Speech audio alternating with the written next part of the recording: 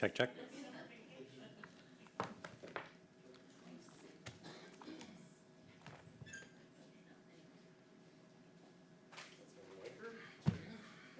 you? Busy.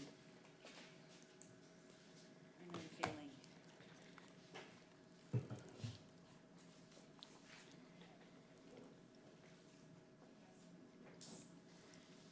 Good evening and welcome to the July 1, 2025 City Council regular hybrid meeting. I'm Mayor Salim Neese, and this evening's hybrid City Council meeting is being brought to you in person and by Zoom. We're also broadcasting live on MITV Channel 21 and on the city's YouTube channel. Welcome and thanks for joining us tonight. Council members, please have your microphones turned on for roll call. City Clerk Andrea Larson, please call the roll. Thank you, Mr. Mayor. Councilmember Andral. Here. Councilmember Becker. Here. Councilmember Reynolds. Here. Councilmember Weicker. Here. Councilmember Weinberg has not arrived yet. Deputy Mayor Rosenbaum. Here. And Mayor Neese. Here. Thank you, Mr. Mayor. Okay, next we have the Pledge of Allegiance. If you're in council chambers, please stand and face the flag. If you've joined us remotely, please turn off your video. I pledge allegiance to the flag of the United States of America and to the republic for which it stands, one nation, under God, indivisible, with liberty and justice for all.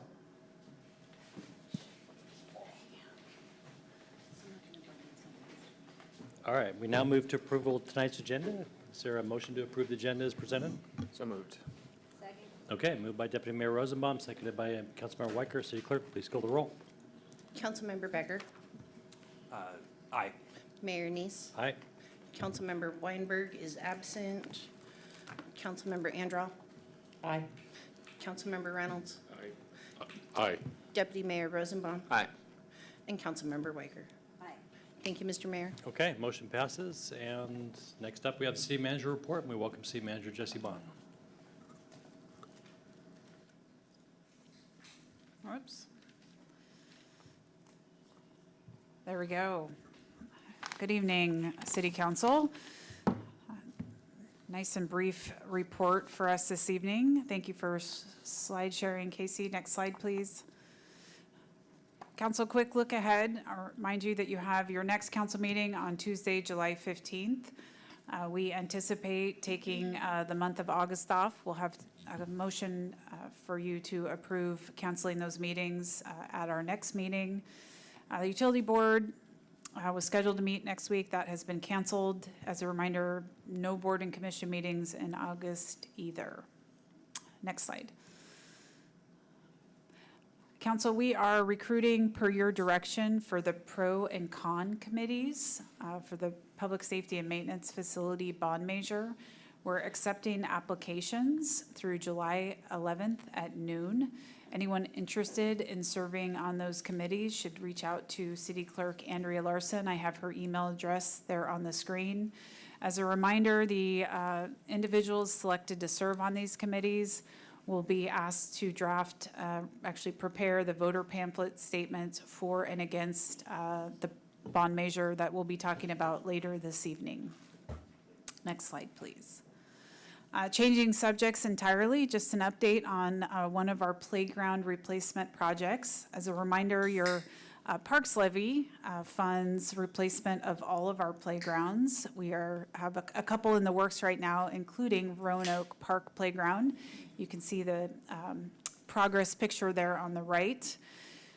This includes full equipment replacement, and we've had contractors out there working very actively the last 3 weeks. They're installing the poured in place, which is that rubber surfacing that's accessible, same thing we put in at Mercerdale Park Playground. They formed the picnic pad, they put in the ADA parking stall, and they're working on park curbing. We have a few more things to wrap up and anticipate completing this playground replacement project by the end of the month. Very exciting. Next slide. Another project that has we've been working on for, gosh, probably close to a year now, the Aubrey Davis Trail Safety Improvement Project. I wanted to mention, if you haven't been up to the lid recently, we've been working on additional signage and final striping throughout the corridor. we will be wrapping everything up also with this project by the end of July. We're getting very close. Great work to the team on that. Wanted to mention, we've had some real traffic challenges in the town center for the better part of the last month. That is partially from King County needing to close a portion of North Mercer Way, actually, that impedes us easily getting to this facility.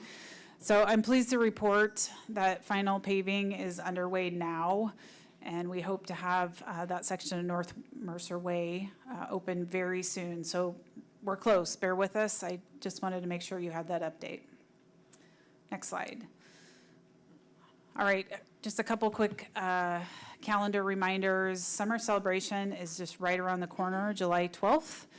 We will have a parade, entertainment, art, lots of food vendors, and the evening fireworks as well. So wanted to make sure that's on your calendar. And one more reminder, National Night Out is on August 5th. Wanted to get this on your calendars early. We'll be hosting an event at the City Hall campus. It will include food trucks, touch-a-truck activity. The Public Works Department is getting in on the action, other family activities, and more. We want to give a shout out to Pagliacci Pizza, who's partnering with us again, providing pizzas for participating neighborhoods. If you'd like to register your neighborhood and have a visit from one of our police officers, we have more information on our website at the link there in the bottom of the screen. And that is all I have. Oh, wait, nope, one more. Wanted to mention, give a huge shout out to our police department. At the end of June, Island House Assisted Living welcomed our officers for a presentation on how to spot scammers. The turnout was excellent. Our police department passed out handouts and other information to inform the residents about protecting themselves.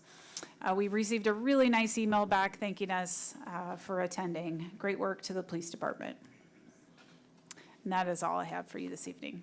Very good, thank you. Our next item of business is appearances, which is an opportunity for anyone to speak to the city council on any item except items requiring a public hearing, any quasi-judicial matters, or any campaign-related matters. Tonight's agenda will include in-person public appearances and remote public appearances via Zoom. Individuals wishing to address the council may do so in person or by Zoom or telephone, provided they register with the city clerk by 4 p.m. today. When it's your turn to speak, you'll be called by name. Remarks must be addressed to the council as a whole and not to individual council or staff members. Any person making personal, impertinent, or slanderous remarks or becomes boisterous, threatening, or personally abusive while addressing the city council may be requested to leave the meeting. Please speak audibly, state your name and city of residence for the record. There'll be a timer on the screen. You'll have 3 minutes to speak. When your time's ended, I'll thank you and for your comments and move to the next speaker or item of business. City Clerk, please call the first speaker. The first speaker tonight is Addie Smith.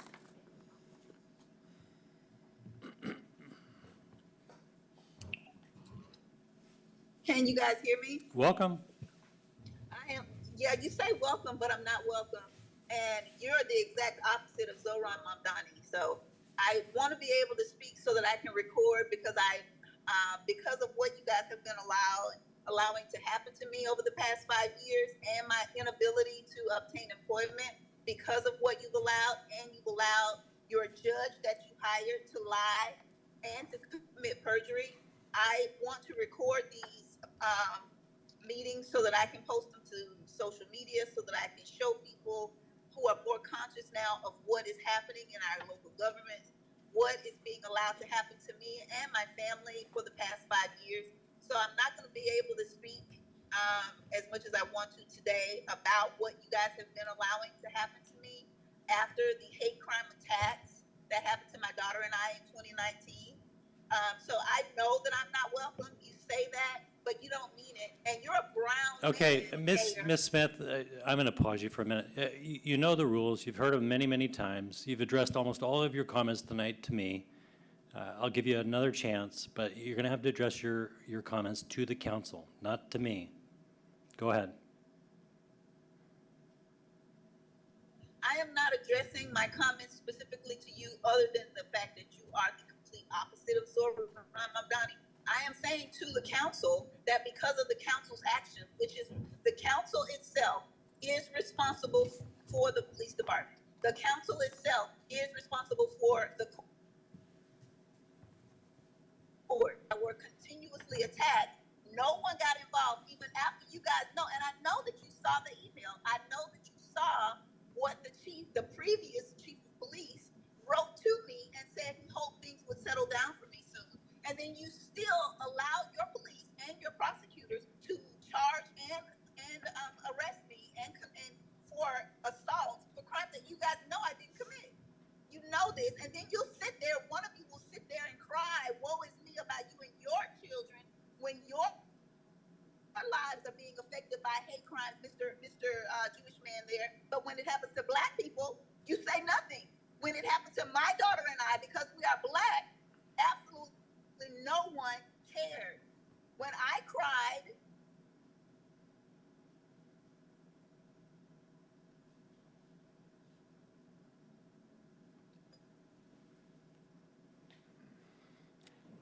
Okay, did we lose her? I think we're losing you there, Ms. Smith. I think you might need to find yourself a little bit more stable phone connection. We're going to go ahead and move to the next speaker. Thank you.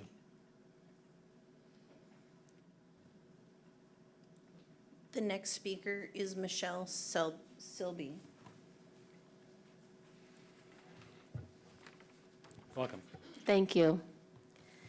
Thank you for allowing me to speak. My name is Michelle Silby. I am a resident of Mercer Island, longtime resident. I am the local chapter lead for Every Town for Gun Safety. I want to thank you for approving Proclamation number 364, proclaiming June 6, 2025 as Gun Violence Awareness Day, or Wear Orange Day, on Mercer Island. Any step, small or large, to bring increased awareness of this critical issue will help ensure that our friends, neighbors, and children will not have to experience the horrors of gun violence during their lifetimes, and is the reason I have taken on leadership of this important local group. I do not want our community to become one of the many published in a flashy news headline about an avoidable tragic event, an event that would reverberate through every single member of our community for years. Statistics show that gun violence is now the leading cause of death for children and teens in the United States, surpassing car accidents.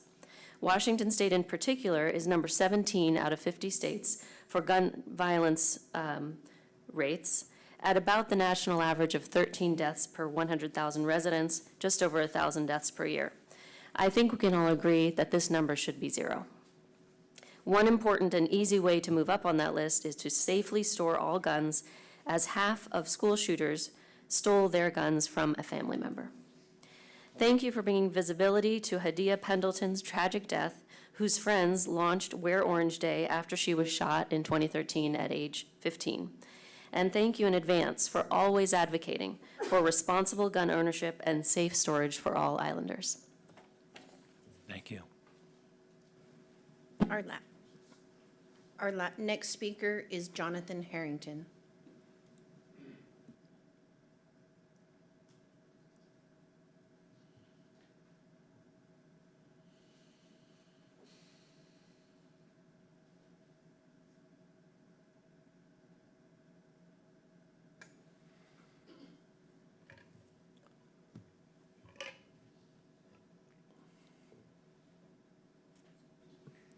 Mr. Harrington, you have to accept the request to promote you so that you can speak.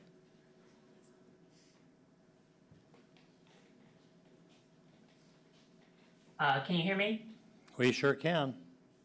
All right, thank you.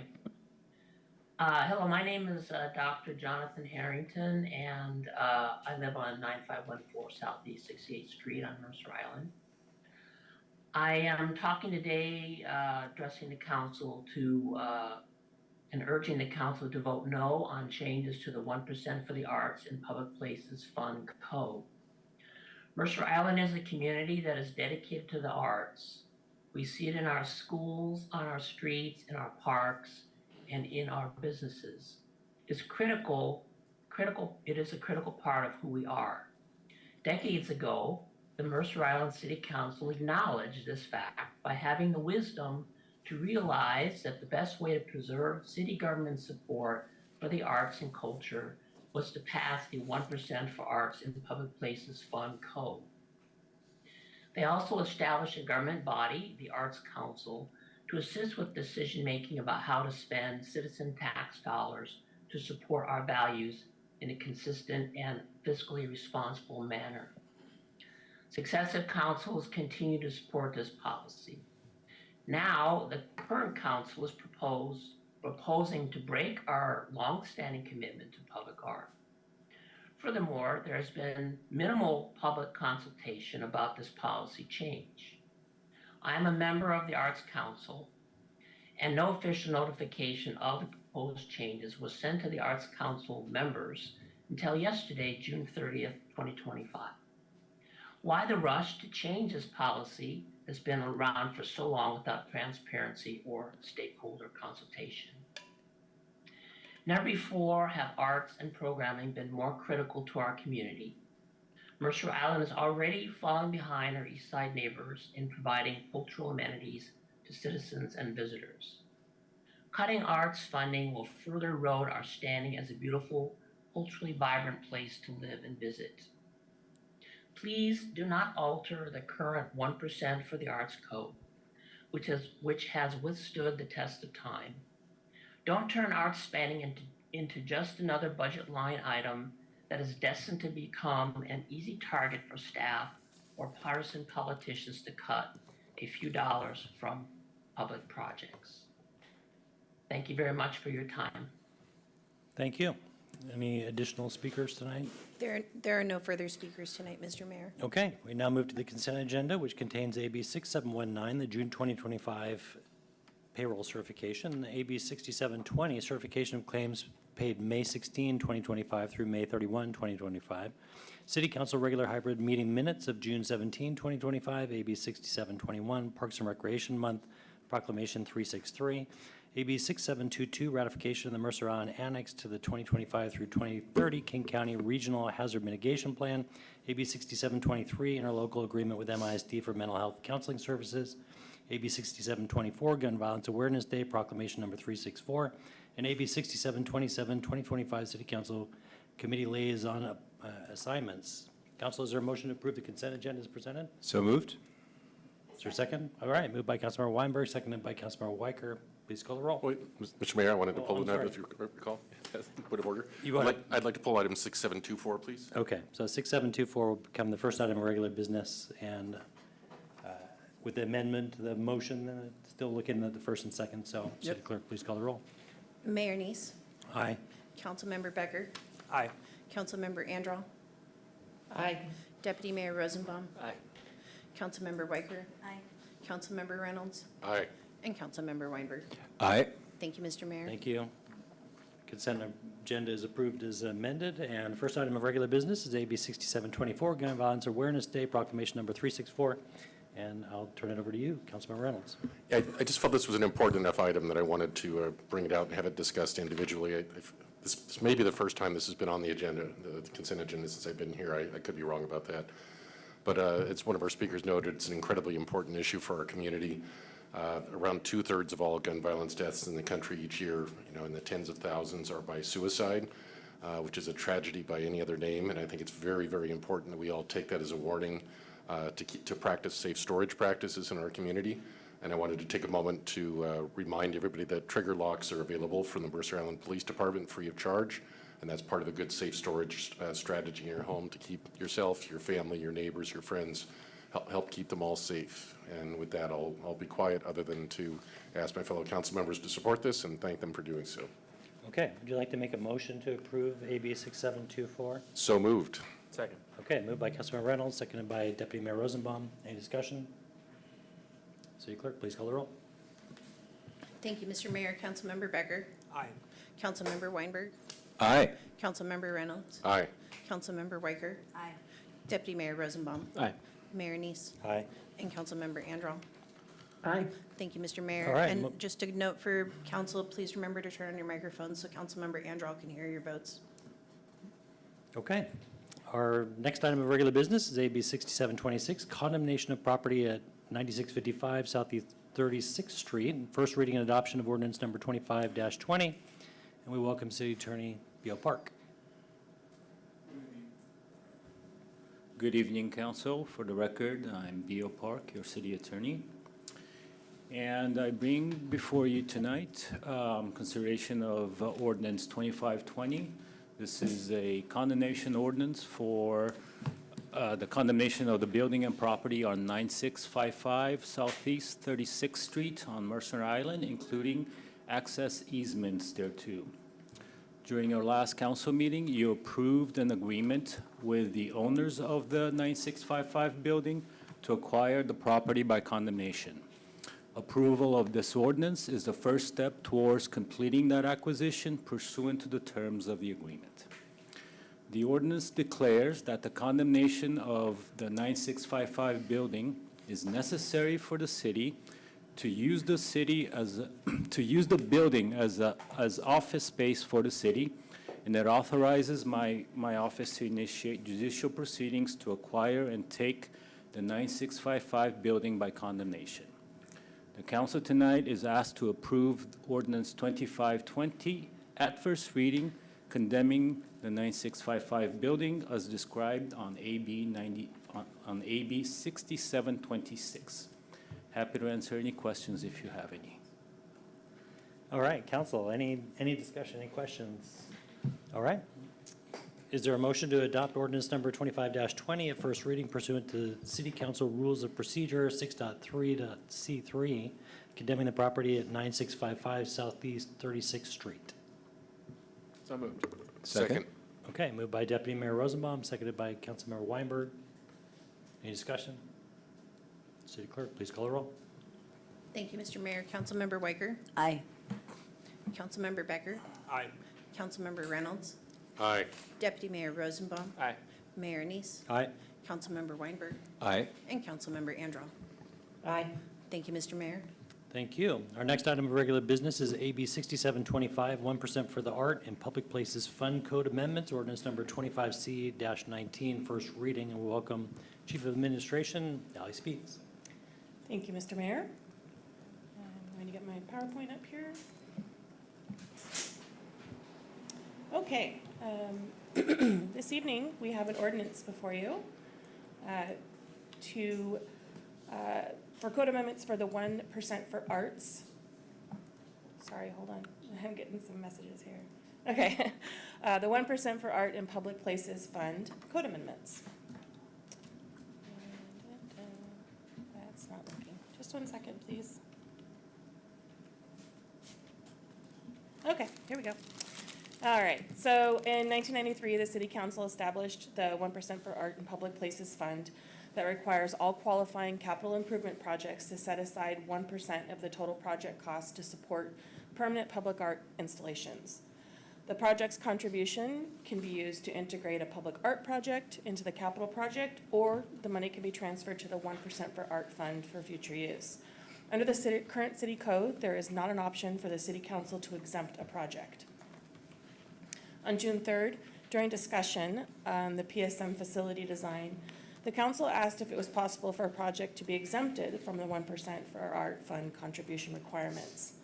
On June 17, the council directed staff to prepare an ordinance modifying the 1% for the arts code to allow the city council to fully or partially exempt projects from the contribution requirements. The annual fund balance in the 1% for Arts First Public Spaces Fund is shown below here. It stays in the $150,000 to $200,000 range over the last 4 years. So in 2024, we had an ending balance of $193,000, and anywhere between $50,000 and $10,000 is spent every year on restoring art or procuring new pieces. The existing art collection has over 60 works of art that are installed all around the island. There are 5 pieces that are located at the former City Hall. One of them is this adorable little statue of the foxes from our sister city, Tononleban. It's the intent of city staff and the design team for the PSM that all of these art pieces that are in City Hall would be moved and integrated into the new PSM facility. The Public Safety and Maintenance Facility is a capital project that must contribute to the 1% for Arts and Public Places Fund under the current city code. The project cost estimate presented at the June 3rd council meeting included a $739,633 contribution to the 1% for Art Fund. Under city code and state law, revenue from a voter-approved bond must be used for the project described in the bond ordinance. If contributions to the 1% for Art Fund are intended to be used for projects in addition to the PSM facility, these projects must be identified in the bond ordinance. However, if the contributions to the 1% for Art Fund are collected and intended to be used solely for the PSM facility, then no additional reference is required in the bond ordinance. Before you tonight is ordinance number 25C-19, and it adds the option for the city council to exempt or partially exempt qualifying projects from contributing to the 1% for Arts and Public Places Fund. The recommended action this evening is to adopt ordinance number 25C-19 upon first reading that amends MICC 4.44.200 related to the 1% for Arts and Public Places Fund. Okay, thank you for that. Council, any questions? All right, I'm going to look for a motion to adopt ordinance number 25C-19 upon first reading to amend MICC 4.40.200 related to the 1% for the Arts Public Places Fund. So moved. Okay, moved by Councilmember Weichert. Is there a second? Second. Okay, seconded by Councilmember Anderall. All right, I understand there's amendment to the motion. I'll turn it over to you, Councilmember Reynolds. Yes, I'd like to move to amend ordinance number 25C-19 to limit exemptions to qualifying projects that involve the use of general obligation bond proceeds. Okay, is there a second? Second. All right, moved by Councilmember Reynolds, seconded by Councilmember Becker. Is that right? Would you like to speak to the motion? The amendment to the motion? I would, and it's somewhat wrapped up in my comments to the main motion as well, but I feel that I'll speak primarily to the amendment right now. Basically, what I'm trying to do is address the comments we saw in the slide a few minutes ago that we can't have language, or we can't have money from this bond going to things outside the public safety and maintenance building without calling it out in the ballot measure. And I view that the passing of this ballot measure is a critical issue, critical for the city. So I feel that it's important to not put anything in there that will create a target on the city. That said, I was wary of having a wholesale exemption for all construction projects and effectively gutting the 1% for the Arts Fund. Because frankly, arts are very important to the community, but they're also an easy target to rip out whenever we need to cut the budget. And I think the only way art expenditures will ever happen is if we have a 1% for the Arts Fund and we do it whenever we can and wherever we practically can. So the intent of this is to allow the exemption when we effectively have to have the exemption, like now, when there's a bond involved, but not for the other projects. Okay, City Clerk, can you put up the amended motion on the screen just so everybody can lay eyes on it? And I'll invite any other discussion from council. Deputy Mayor Rosenbaum. Yeah, thank you, Councilmember Reynolds. I think this is the right idea. I think this is what we sort of envisioned. Obviously, the cost of this project is very different than on most of the other public works projects that we deal with. So the effect of that is that the amount, the 1% of this would be significantly larger than what we see for years and years of public works projects. So I think this is the right approach, and appreciate your thoughtful effort to do so. Okay. Councilmember Becker. Yeah, I just want to mention a couple thoughts here, sort of in defense of the arts in terms of this motion, and I think the following one that we're going to have on the PSSM facility, because the Arts Council meetings don't get huge viewership, but they've discussed some topics around this that I think the community may not be aware of. In particular, the Arts Council spent the last year on an art and public places work plan covering the types of pieces needed in the city's collection going forward.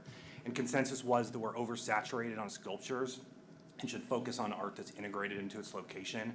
For example, here in the community center, personally, I like the bronze interior stair railings that we have in upstairs. Or if you look at recent art projects, it's things like murals, mosaics, and floor treatments. The Arts Council also talked about how to limit maintenance to minimize future costs, the concentration of art in certain parts of the island, and the Parks Commission concerns about their involvement. And I mention all of this because some people pass judgment on what they think we'll get if we allocate money, and I can personally attest that there are good ideas about how to make sure residents are getting good value for their tax dollars. Granted, I've already stated my concerns that the 1% fund is supposed to benefit the public, and the PSM facility only has a small public area, but there is still a public area, and the residents I've spoken to don't want to totally gut the arts. So I hope we can get something in there. Okay, any other discussion? Councilmember Weicker. I'll just say thank you, Craig, for bringing this up. I totally agree with all the comments that were made. We don't need a $739,000 art investment in this building. So I appreciate pulling this together just in time. Okay, not seeing any other discussion. City Clerk, please call the roll. This is on the amendment to the motion. Thank you, Mr. Mayor. Councilmember Weinberg, Aye. Councilmember Reynolds, Aye. Deputy Mayor Rosenbaum, Aye. Councilmember Becker, Aye. Mayor Neese, Aye. Councilmember Andral, Aye. and Councilmember Weicker. Aye. Thank you, Mr. Mayor. Okay, any discussion on the amended motion?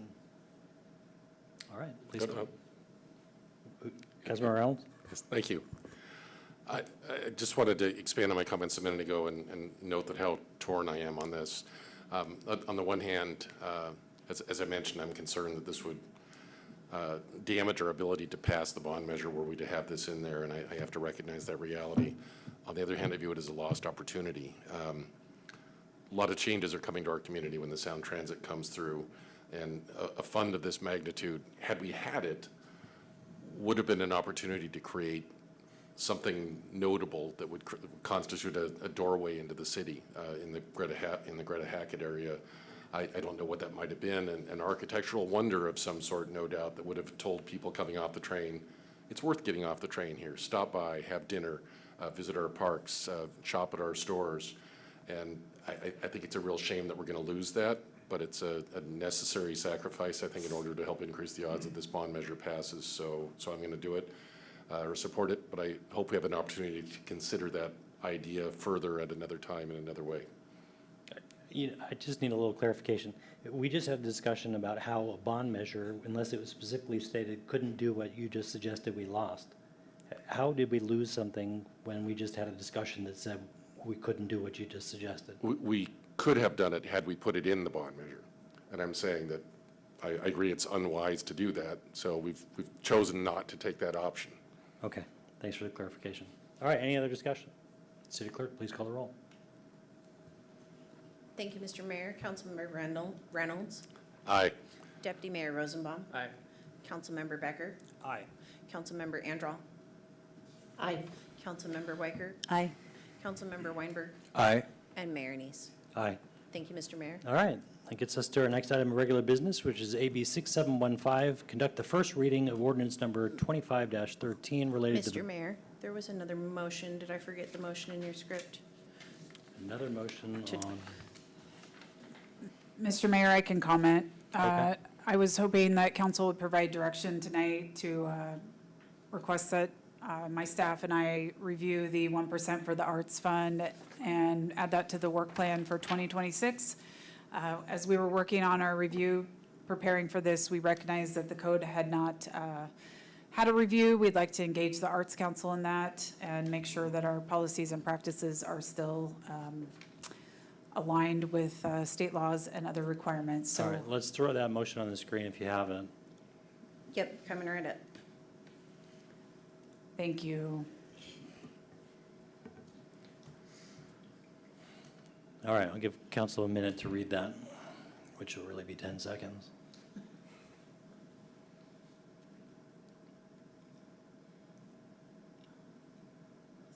Okay, anybody like to make that motion? So moved. All right, Second. Can I ask a clarifying question? sure. City Manager Bond, do you have a time in 2026 you want us to put this on, or should we leave it open-ended? Thank you for the question. If you could keep it open-ended, I'd appreciate that. Arts Council meets 4 times a year, so we'll work it into their schedule and then report back if there are any changes we'd like you to consider. Great. Thanks. Okay, who made the motion? I believe I did. Okay, moved by Councilmember Reynolds. Who is the second? Councilmember Weinberg. All right, any discussion? City Clerk, please call the roll. Thank you, Mr. Mayor. And just for the record, can I read the motion into the record? You sure can. Direct the city manager to complete a review of the 1% for the Arts Fund Code in 2026 in collaboration with the Arts Council and prepare recommended code changes if needed for city council consideration.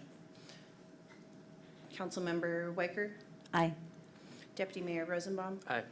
Councilmember Weinberg, Aye. Councilmember Reynolds, Aye. Councilmember Becker, Aye. Councilmember Andral, Aye. and Mayor Neese. Aye. Thank you, Mr. Mayor. All right, motion passes. Our next item of regular business is AB 6715, conduct first reading of ordinance number 25-13 related to the bond levy for the Public Safety and Maintenance Facility. And we welcome City Manager Jesse Bond. Excellent. Mr. Mayor, we've got a little seat transition here, if we can have just 1 minute. Sure can.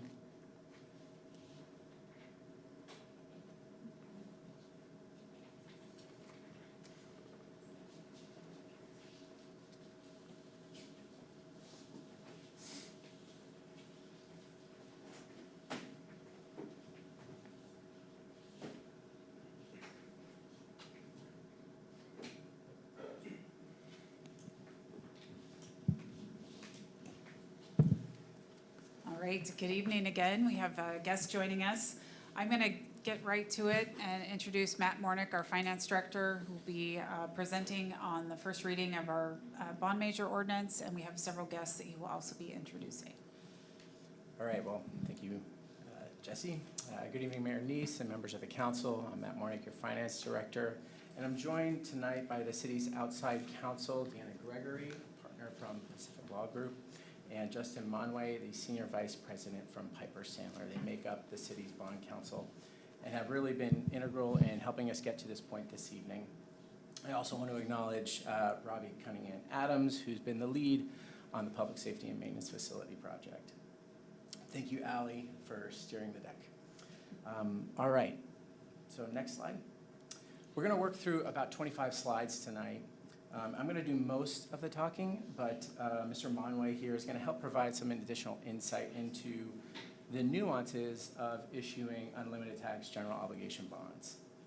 By way of background, at the previous City Council meeting, the City Council on June 17th approved the schematic design for the Public Safety and Maintenance Building, as well as the not-to-exceed project budget of $103.9 million.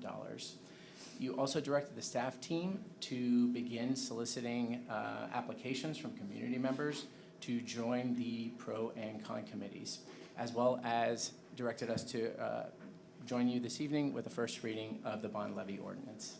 Next slide, please. We have 4 action items for the council tonight, with the first being discussion and your input on the PSM facility and its relation to the 1% for the arts requirement based on the previous agenda item. This is going to inform whether or not the council would like to exempt wholly or partially this project from that requirement. It will impact the total project budget as well. We're also looking for your input tonight on the length of the repayment schedule on the proposed bonds. The final 2 items that we're looking for your input on this evening involve the language in both the ballot proposition, which is in the bond ordinance, as well as the explanatory statement, which will be included in the November general election guidebook. Next slide.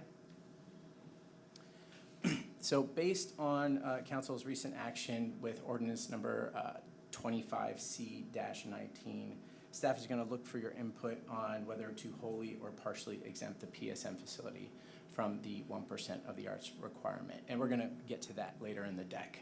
Next slide. The first reading of the bond levy ordinance number 25-13 is presented in Exhibit 1 of the agenda bill tonight.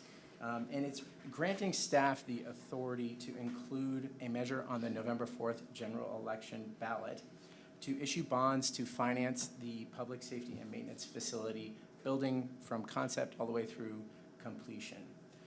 The ordinance lays out the eligible uses of those bond proceeds, and that the debt service on those bonds would be paid for with an excess property tax levy, which is going to be an additional tax on top of the city's regular property tax levy. Next slide. Just for background by way of the city's financial management policies and state statute, the city's total indebtedness is limited to 7.5% of our total assessed value of taxable property on the island.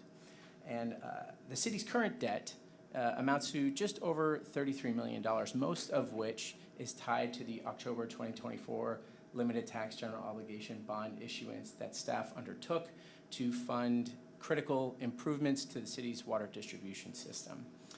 So when you take into account all of the current debt that we have on our books right now, as well as the proposed UTGO bond issuance to fund the PSM facility, there is significant debt capacity, around $390 million, that the city will still have at our disposal. So the city in general has very little debt, and we're well positioned to take on this financing. Next slide. It is a pretty common practice in the public sector for cities to take on general obligation bonds to help pay for public investments of this size and scope. I will also point out that just based on the nature of this project, the city has two kinds of general obligation debt at our disposal. As I mentioned earlier, limited tax general obligation bonds and unlimited tax general obligation bonds. Next slide. There are a number of differences between these two kinds of debt, but I think the distinguishing factor is that once limited tax general obligation debts are issued, the debt service on those bonds have to be paid with existing resources. In comparison, when the city were to issue unlimited tax general obligation bonds, and once they were approved to be issued, they create a new resource. In this case, it would be the excess levy that can only be used specifically to pay for the debt service related to the bonds and the PSM facility. And because of this, it requires a 60% voter approval threshold, as well as at least 40% voter turnout based on the prior general election turnout. Next slide, please. So based on the size and scope of this project, staff is recommending that the city issue unlimited tax general obligation bonds via voter approval. Among the many reasons for this, I think the underlying reason is that given the city's current revenue capacity, the city cannot sustain the project's debt service without the voters electing to collectively pay for this investment over time. Next slide. Okay, so there were several excellent questions posed before the council meeting via the question and the Q&A matrix that the staff responded to and will be posted online after our meeting. But because of that, I invited Mr. Monway from Piper Sandler. He's going to walk through about 7 slides to try to explain a little bit more of the detailed information around how bonds can be structured and paid for over time. Thanks, Matt. Good evening, Mayor Neese and members of the council. As Matt said, I'm Justin Monway with Piper Sandler, Municipal Advisor for the city. So I'm going to talk about a couple of bond structures here. Can you hear this? Okay.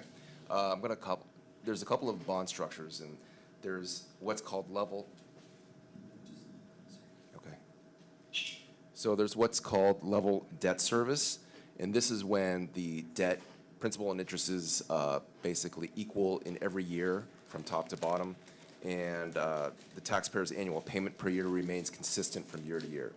And there's also what's called a level tax rate, and that's when we make a certain assumption for the city's assessed value growth. So we usually are try to be pretty conservative. So we'll say in the scenarios that I've run, I've assumed a 3% assessed value growth per year, and with that we match the debt service, which grows at 3% per year. In this situation, the tax rate remains level, assuming the same growth rate, and the amount the taxpayers pay increases from year to year, just like the debt service. Next slide. So here are a couple of visual examples of these debt structures. This is the 20-year level debt service structure where we're assuming, once again, that the assessed value grows by 3% per year. And so as the assessed value grows, the tax levy rate goes down. However, the payment still remains the same from year to year. As you can see, it matches the payment that's equal from year to year as well. Next slide. And then this is the level tax rate structure where the growth, the debt service grows by 3% per year, just like the assessed value assumption of 3% per year. And with this scenario, the tax rate remains level from beginning to end. It won't remain level in actuality because you're not going to have consistent 3% growth. But regardless of whether the assessed value of the home goes up or down, the payments are going to go up each year, just like the debt service structure. Next slide. So the level debt service structure is assumed in Ordinance 25-13.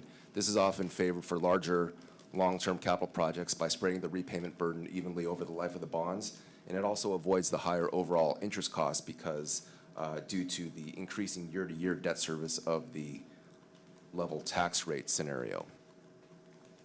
Next slide. I'm going to steal Deanna's thunder here a little bit, but federal tax laws require that there's a reasonable expectation to spend at least 85% of your bond proceeds within 3 years. And so the expectation is that the full $103.9 million would not be spent within 3 years. So that's why there's a proposed staggered issuance, probably 2 series, maybe 1 series, and then the next series perhaps 3 years after that. And so this way, you're gonna have 2 different two phases of projects with 2 bond issues as opposed to 1 large bond issue right at the beginning, right after if the bonds are approved by voters. Next slide. So this is a graph of, there was a question I know that Matt received about whether the levy rate would go up after the second series is issued. And this kind of shows that there's 2 different types of structures.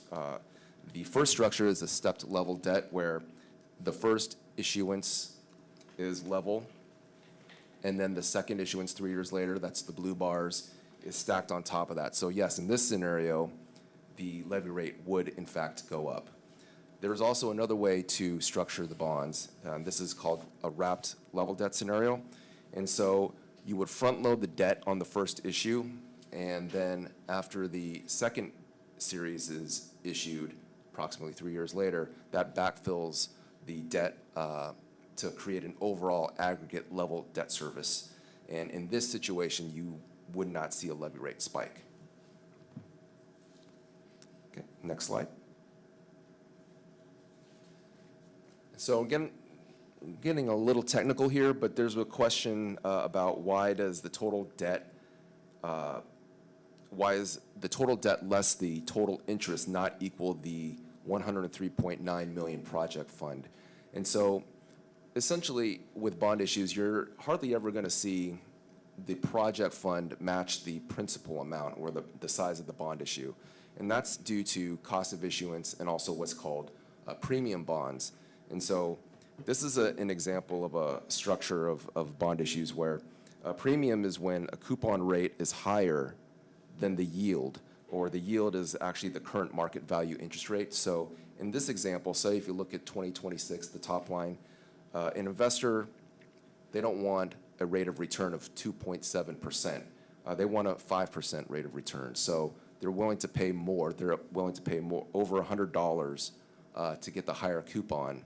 So in this example, you see 101.897. They'll pay $101.897 for every $100 of bonds issued. And that creates a premium of $33,000. And so if you look at the life of the bonds, that creates a total premium of $6.3 million. So if we look at the next slide, you can think of this as like a budget where you have to balance the sources and uses. So if you look at the uses here, you're generating $103.9 million, and then there's cost of issuance and additional proceeds. And on the sources on the top, you have that premium of $6.3 million, which in effect downsizes the bond issue to create the source is equal to the uses. So that's why you're not necessarily going to see the 103.9 plus interest equal the total debt service. And that's going to be in a table that's covered by Matt in a few slides. Unless there are any questions for me, I will turn it back over to Matt. Councilmember Reynolds. Thanks for the explanation, very helpful. A couple of quick questions. In the example you had the coupon rate as being 5%. Is that the expectation of the coupon rate that we'll actually issue it, or has that been decided yet? We won't know until the sale date, but highly probable it's going to be 5% unless the markets change significantly. We've been seeing 5% quite often for years, actually, for bond issues. Okay. I have a few questions, but I'll take turns. Okay, Deputy Mayor Rosenbaum. Yeah, when you talk about the two series of bonds that we issue and sort of the time, assuming there's a break between, what is the recommended, I mean, how is that, is there a standard time between those two, or is that based on construction progress, or what's the process there? Right. I would say it's not going to be set in stone. Depending on how construction progress goes, if you spend the total, say the first series is 50 million and you spend that 50 million in 2 years, then you can issue the second series in 2 years. We just want to make sure that you don't, whatever you issue, you have to spend it, most of it. There is a reasonable expectation that you spend most of it within 3 years. So if you spend the full 103.9 million and there isn't that expectation, that's why there's a recommendation of issuing it over two, maybe even 3 series, but I think we're talking about 2 at this point. And for the second series, how do you structure that in a way that I'm assuming you have to forecast in some way a predictable rate? I mean, can you talk a little bit about that?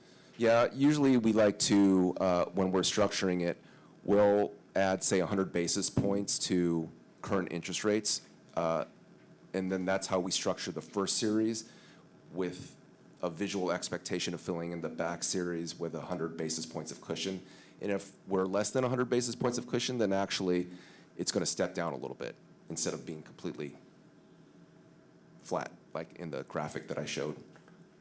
Okay, thank you. Just to add, Deputy Mayor, I'll remind you that upon passage of the bond, 2026 will be dedicated primarily to completing the design, permitting, and hopefully being out to bid. Construction, breaking ground would be end of 2026, early 2027. We're still aiming for a 2-year construction window, but there's enough flex in that schedule and always some things that come up that are unanticipated. That's why we're talking about we're right on the cusp of 3 years, uncomfortably so. So we want to allow for a little flexibility for the unknown. Yeah, I think it makes total sense. I'm just curious how we predict, what market rates are going to be in 4 years from now. Could be one way or the other, pretty significantly. That's a great question. And just to add some clarity, the phasing of the bonds doesn't mean one building is being built before another. It's just the phasing of the financing of the total construction project. Right. So all construction would essentially be going along at the same time. Yes, in fact, one of the cost drivers in our project is phasing because we have to continue operating in some degree at the site. So we will be continuing to work on reducing the phasing. Shorter construction means lower expenses, and that will really be something that we work seriously on as we get to the next phase of design, which is 60%. Okay. Councilmember Weinberg. So if we could go back to the slide that had the wrapped level debt. So I presume that the area under the curve, or the sum of all of these vertical bars, is the total amount of funds that we'd be raising with the bonds. And I see that it stretches across to 2050. So are we essentially saying that we're going to be issuing new bonds all the way up to 2050? Can you explain what is meant by that? No, so those bars, correct me if I stray here, but those bars represent annual debt service that the city would be paying to pay back the principal and interest on the bond series that we issue, essentially those loans, to help us get through the total project construction and completion. Got it. Okay, so this is essentially what the city is paying in order to pay back the bonds. If we had a different curve that was showing when we're receiving all the money, it would be essentially a wall on the left side of the chart, right? Because we're getting all the money in like the first 2 years, which is when we need it. Right. Okay. Correct. Okay, thank you.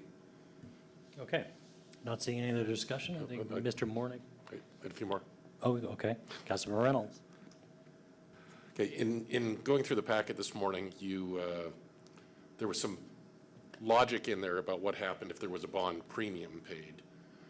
It didn't describe what happens if the bonds are sold at a discount. And am I correct to understand that you set the rates high enough on the coupon that you're pretty darn sure they won't be sold at a discount? Is that essentially the strategy? Yeah, we can set parameters before the bonds go on sale when it goes out for bid. We set, say, bonds will not be any lower than, say, 4%. And so that's essentially what would happen. But there could be some discount bonds. And in that case, if there are some discount bonds, then that would lower the par, or increase the par amount a little bit. But in aggregate, the net, you're usually going to see, you may see some premium or you may see some discount, but typically what you're going to see is a net premium when you take discounts into effect too. It may not be all premium as this example showed. There could be some discounts, but usually you're going to see a net premium. Okay, may I press on? Okay, one of the things that is not said in the slides, but I think we covered it in the advanced materials, but I just want to make sure is in the record here. My understanding is that once you've issued the debt and we know the payment schedule, and that implies a certain property tax rate, when assessed values change on the island, the tax rate does not change, or would change after that in order to keep the total debt service payment, the amount collected for debt service constant, correct? Okay. Correct, yes. Very important idea. We have to make sure everybody understands that. But it would be a levy rate, not a tax rate. Like Levy rate, excuse me, terminology may be incorrect, yes. And then, could you go back to slide 17 for just a second?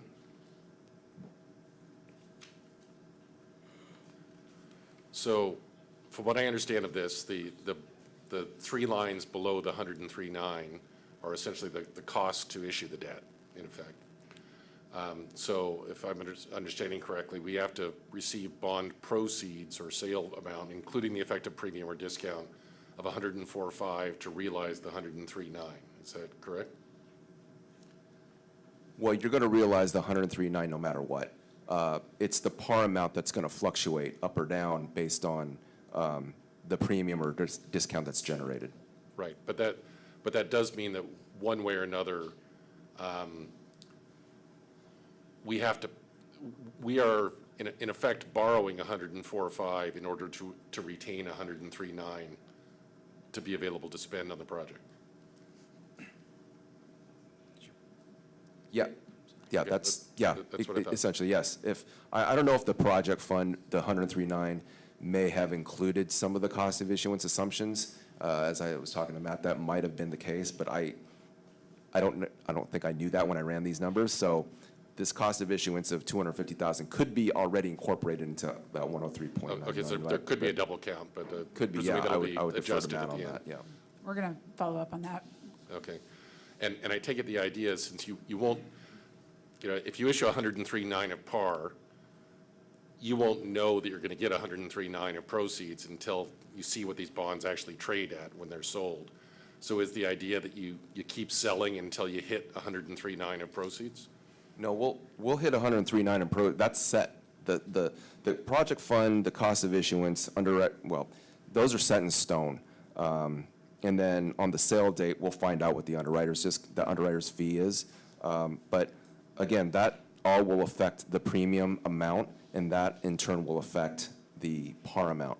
But the par amount will be sized in order to meet the expected project fund and cost of issuance. So if interest rates have fallen, the par amount might be 100 and you get 13 or 14, I guess, of premium. But if interest rates have risen dramatically, it might be the reverse, where the par amount might be 110 and you get a discount of 7 or 6, whatever that is. So what I'm trying to ascertain is we can't know the par amount until we know the price these bonds sell at. Is that correct? Right. We won't know the par amount until the bonds are sold, but the par amount is sized around the project fund, so there's no worries about whether you're going to generate enough proceeds to fund for the project. That's everything is sized around that. So one way or another, things are adjusted so that at the end of the day, we walk away with 103.9 to fund the project. Okay. If I can come back to a question, I see Deanna leaning in here. State law requires us to only state the principal in the bond ordinance, so I wanted to clarify 103.9 is the project cost. It's the principal. Deanna, what else would you like to add, or did I just steal your thunder? No, you did not just steal all my thunder, Okay. part of my thunder, but not all of my thunder. I was going to add just to the response to your question, council member, is that there are two limitations that would apply in this situation, I think, of what you're getting to here. One is that voters will approve as a requirement of state law that the principal amount that's borrowed for the bonds cannot exceed the amount that's stated in the ballot measure. And in the draft right now, it's the 103.9 million number. We also, because we assume that these bonds will be sold at a premium, we, from a looking at the premium standpoint, will limit the bond amount that's overall issued to generate a project fund deposit that also does not exceed that 103.9. So thinking about this practically, voters are approving a project deposit or a project that's equivalent to 103.9. How that gets there through a combination of principal and premium is really dependent on the market on the day of pricing. But in all cases, neither the principal will not exceed the 103.9, nor will the project fund deposit exceed the 103.9. So that keeps the city from issuing $100 million worth of bonds and generating $40 million of premium, and all of a sudden you have $140 million of proceeds and not knowing what to do with it or growing the project. So there are those two limitations that keep a cap on what can ultimately be issued under this authorization. Thank you. Your answer was much more clear than my question. Last question, if I may. In some of the Q&A beforehand, there was a suggestion that the prepayment would have, or call period would have a 10-year lockout. How did you choose 10? Why not 5 or 3 or? That's just industry standard. Usually if you can get away maybe with an 8-year call, but anything less than that, you're gonna have to start paying an interest rate penalty for every year less than 8 or 9 years. But typically, bonds are issued with a 10-year call. Can be different with a bank loan. There's different amount of flexibility with a bank loan, but you're not gonna issue these bonds with a bank loan. So are you suggesting that with an 8-year lockout window, there would not be an interest penalty? So why not do 8? Potentially not. I mean, we could certainly market the bonds with an 8-year call, and you probably won't see an interest rate penalty. If there is one, it would be relatively minor, I think. I don't know when, how, or if that decisions would be made, but if in your experience it doesn't make a difference, I would certainly suggest we do 8. But okay, thank you. We'll see. It all depends, again, on market conditions. If the markets allow for an 8-year call without a penalty, then we can certainly incorporate that into the bond sale. And is that a decision that's the city manager makes with in conjunction with bond counsel at the time, I take it? Okay. That's correct. Thank you. Councilmember Weicker. Doesn't We have it- more slides, so. Oh, okay. Well, I just want to ask, a shorter term doesn't allow for more intergenerational equity in paying for the project, though, right? 10 years is industry standard, and spreading it out spreads the wealth and makes sure more islanders pay over time, right? And we're going to get to that shortly, so thank you. I'm going to let you get back to your slide deck. Thank you. Thank you, Justin and Deanna. Next slide, please. Okay, so hopefully that was helpful context for our second action item before council this evening, which is to provide staff policy direction on the length of the repayment schedule. And this is just like with a mortgage on a home. It's the time that the debt from the bond issuance will be repaid by the excess levy. Under the current ordinance, staff included a placeholder to repay the principal and interest over 35 years. This is not a recommendation. This is just a placeholder in the ordinance. There's many factors to consider. Let's go to the next slide, please. Okay, thank you. Essentially, the longer the term, the higher the interest rate the city's likely to secure. Excuse me, I might have said that backwards. No. You said it right. Nope, I got it. And the greater amount of interest that the city's likely to pay over the life of the bonds. However, spreading those repayments over a longer period lowers the city's annual debt service, but more so, it lowers the monthly financial burden on the Mercer Island taxpayers.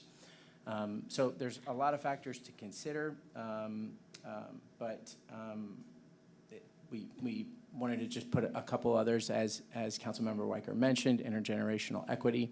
Go ahead to the next slide, please. But this table helps kind of illustrate some of the trade-offs in play. And so this was taken directly from the agenda bill. And it illustrates the trade-offs between repayment schedules that vary between 20, 25, 30, and 35 years, which is that top blue row. From top to bottom in this table, we are just comparing when the bonds are going to mature, the interest rate that we're likely to secure, which is based on market conditions in the end of June, the total debt associated with each likely term, the interest inherent in that debt, and then for each of those terms. Before we open it up for discussion and questions on this, I just want to bring council's attention to the last two rows, which illustrate the annual debt service that the city is going to incur, but more so that bottom row, which is the likely financial impact on a monthly basis to a Mercer Island household with an assessed value of $2 million. Okay, Ali, so we can leave this slide up if it's helpful, but we welcome council's questions and direction on the repayment schedule. Okay, I'll open up to council for any discussion. Councilmember Reynolds. Just to note a couple of things. One, I want to clarify what may have been a misunderstanding based on Councilmember Weicker's question. When I was talking about 8 versus 10 before, I was talking about the call period on the bonds. I've never meant to imply we should have a 10-year term on the bonds. For what it's worth, as I look at the schedule based on today's market, I feel like 30 is probably the sweet spot in my mind. I'm looking for a long period of service in order to get the intergenerational equity benefit. But I also recognize that even though this is a 50-year building, 50-plus year building, I don't want to be in a scenario where we're potentially paying for a building after it's no longer in use. So I'd rather not push out too far. The thing I'm finding challenging is that, I don't know what a municipal bond yield curve looks like, but a treasury bond curve is roughly flat right now. It looks like it's got a little bit of upward slope right now in the data you're showing for the municipal bond curve. It's unfortunate we need to decide now. I wish we could decide the day before, because if the curve becomes inverted, I'd be much more inclined to go as long as we can. But I take it is correct. We need to pick the term now and lock it in? That's correct. Okay, then given that, I'm going to suggest 30. And in fact, I'd like to move. No, we're not going to do that quite yet. All right, so I want to make sure I get everybody on council's kind of take on this, and so I'll be looking for individual opinions as we kind of go around. Maybe just a quick question for somebody on staff or consultant. When we talk about intergenerational equity, and that means a longer time frame, it's also saddling a future generation with more interest over the life of the bond. And so, the difference between 20 and 30 years is like a $40 million additional interest payment. Are we creating equity, or are we just creating interest, right, for a longer term? Councilmember Reynolds characterized 30 as the sweet spot, but I'm seeing $40 million of additional interest payments that would happen over a 20-year. Is anybody kind of capable of saying where is the real sweet spot?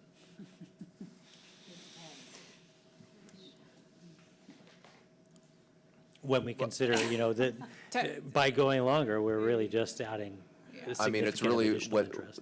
the tolerance that you want to place on the residents of Mercer Island. As far as marketability, I think 20, 25, 30, even 35 year, they're going to get because of the size of the issue and because of the city's AAA rating, highly rated credit rating, it's going to be very marketable, whether you go with a 20 or up to 35 years. So from a marketability standpoint, there's no issues. It's really how you feel, the tax burden you're comfortable placing on it. Okay, and I had another question, which was, if you're gonna have multiple kind of issuances of bonds, and you have 3 years to spend 85%, we're getting released the funds when the bond is issued at the beginning, is that right? Correct. What are we doing with the interest income for that idle cash that is kind of sitting around as we're spending it? Interest income on tax-exempt bond proceeds is treated the same as the proceeds themselves, so they will also be spent on the project. And so that reduces the bond Correct. issuance amount? Correct. It'll be Okay. invested into the project. Okay. Councilmember Weicker. So what do most cities do? Like, is it 25, is it 35? Does it depend on the city and the voters? Like, 30 looks good, 25 looks good, 35 looks easier, but it depends, right? So what do most cities like ours do with a project like this, or in general? Like, I'd say whether it's a UTGO or LTGO, probably the majority would be 20 years. Really? Yeah, I'd say at least 50%, but it's not a vast majority, but I'd say, once you get beyond 30 years, you don't see as many beyond 30 years, but usually it's between 20 to 30 years. Right, state law allows a little bit more flexibility than that. There's, for some bond issues, you can go up to 40 years. But I want to say I agree with Justin that most of the time we see 20 years, 20-ish years. Also because there's a plan usually to refinance them after 10 years. And so that, you're looking at 20 years almost knowing that or assuming that at some point they'll either be paid off or refinanced at some point. Councilmember Anderall. Thanks. Well, you said you were going to be looking for individual takes on it, and my take is that a 20-year bond is a generation, and I don't want to saddle us with more debt than we need to. I think that the annual debt service on a 20-year bond is manageable, and I'm hearing that it's more typical. I just can't justify adding $20 or $40 million in total debt just to stretch this out over a longer period of time. Perfect, thanks for that. Councilmember Becker. Yeah, I'm also concerned about the increased interest, and I think that on the previous slide it said that the longer term is the lower monthly cost for taxpayers, but I don't think that's true between years 20 and 30, when the lower term, the monthly cost to taxpayers would be zero. And instead, people would continue paying $52 a month for that. So that's a concern for me. I would lean towards something lower. But I just want clarification. You said we have to decide now. The ordinance says the maximum term. And so could we do it, we can't go higher than we decide, but we could go lower. Is that correct? Correct. We could put language in the ballot measure that would specify a not to exceed amount, which would give staff a little bit of flexibility to do something lower than that based on market conditions. Deanna? Right, you're correct. The ballot measure and assumes a term of not to exceed, and right now it's as a placeholder, as Matt said, 35 years. Could go lower than that, less than that. I think that for just getting direction though, so we know for planning and for just looking at not only the language for the ballot measure, but also the language for the explanatory statement, putting into the explanatory statement what the potential impact is to a homeowner on Mercer Island. It really does pivot off of that term. And so while there is some flexibility, I think we want to make sure that we have a really good understanding of what the plan is. So the information that goes out to voters is as accurate as possible. Thank you. Okay, Deputy Mayor Rosenbaum. Yeah, I agree with Councilmember Becker here that I think that there's I could see plenty of scenarios where the councils in the years 20 to 35 would say, man, I really wish we didn't have this, $56 to $50 payment that we're asking residents to make every month. So I'm inclined to a shorter term. I think that there, you know, when we talk about intergenerational equity, there are other things on the horizon for sure that, you know, we're going to be asking folks to pay for, you know, not this council, but, you know, maybe down the line, there's things for sure that people will be looking at. And I think the shorter term sort of, you know, allows for continual investment rather than, to Councilmember Andrews' point, you know, close to 40-year bond would be a multi-generational investment. I appreciate that. Councilor Weicker or Weinberg?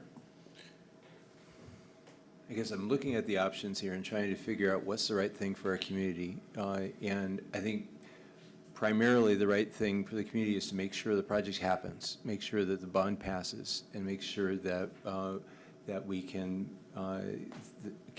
get at least 60% of the people to say yes to this. So I get the impression that the bottom line is what a lot of voters are going to be looking at. What's the impact to their pocketbook each month?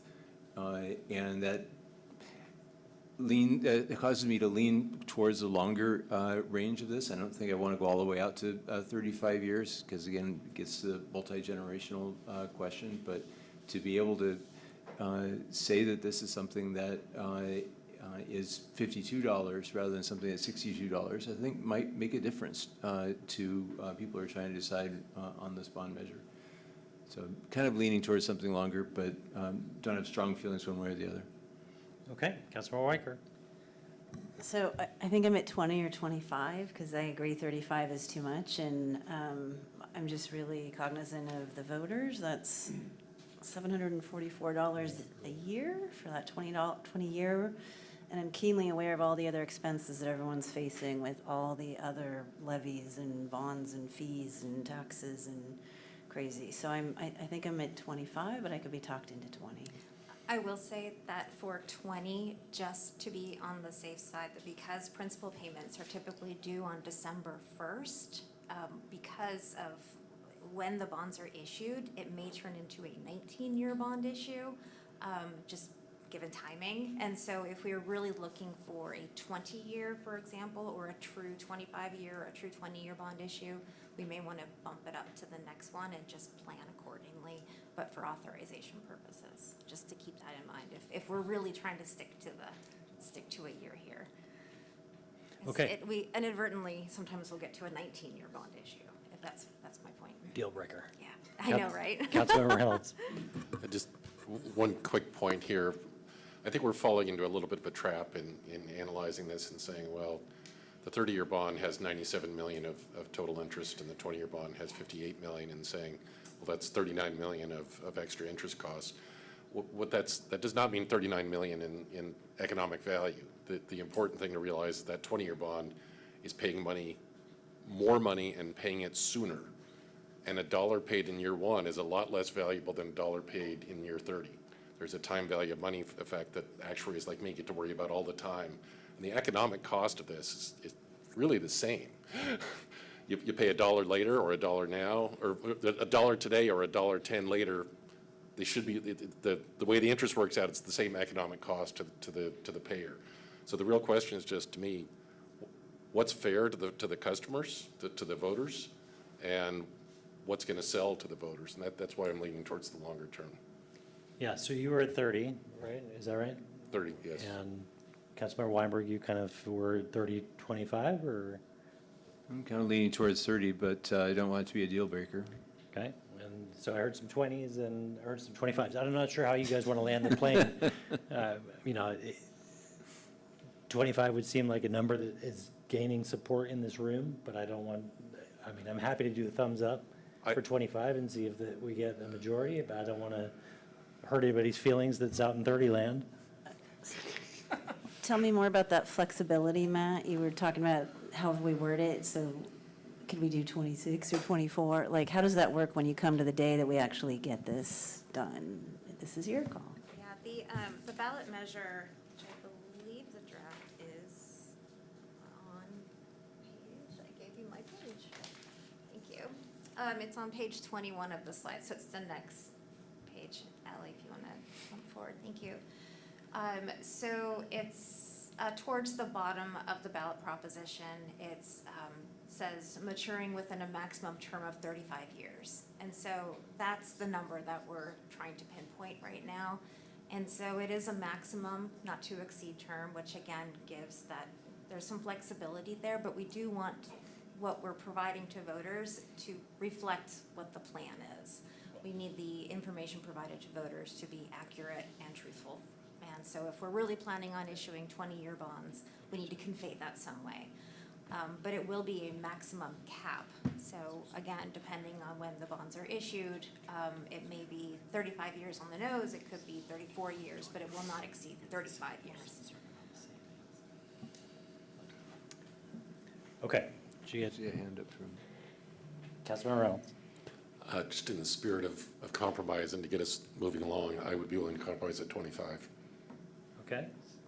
Sure. Sure. Starting to fall in the line. All right.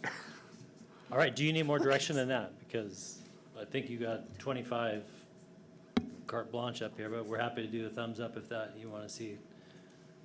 Don't need a motion. All right, thumbs up for 25. Yep. Lysandra All is middle of the index finger? What we got going? That was, no, I don't support 25, but I'm certainly not going to fight against the majority. I stated my position, and I would hold at 20. Okay, well, we appreciate that. We moved in your direction as far as we could. I gotcha. I appreciate it. Okay, next up. We're onto this slide now, right? Yeah. Yes, Yeah. yeah. Council, I will just note in your packet, you have an ordinance with a ballot proposition and a draft explanatory statement.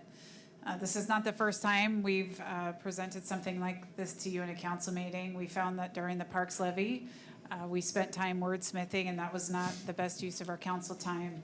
So I have done some pre-work and asked the mayor, deputy mayor, and Councilmember Reynolds if they would be willing to serve on a ad hoc working group to take any feedback from you this evening, finalize the ballot proposition and the explanatory statement with support from legal counsel and certainly myself, and present to you a final recommendation on July 15th. So in just a moment, I will have a motion on the list of motions for you to consider tonight that would form that working group. But in the meantime, if you had a look at these and you have any feedback, or even more importantly, while Deanna is here, questions for her on the rules around the language here, this would be a good time to raise either of those issues. Okay. Council, any discussion on that? Councilmember Reynolds? I just would, especially since I'm probably going to be on this subcommittee, I want to make sure that I understand what the rules are. Absolutely. So for example, if we in the explanatory statement say, we need this building, is that a factual statement or is that an advocacy statement? That's a really good question. The Public Disclosure Commission will scrutinize, in the event that it's asked to, any ballot measure materials that are provided, including the explanatory statement, which goes into the voter's pamphlet.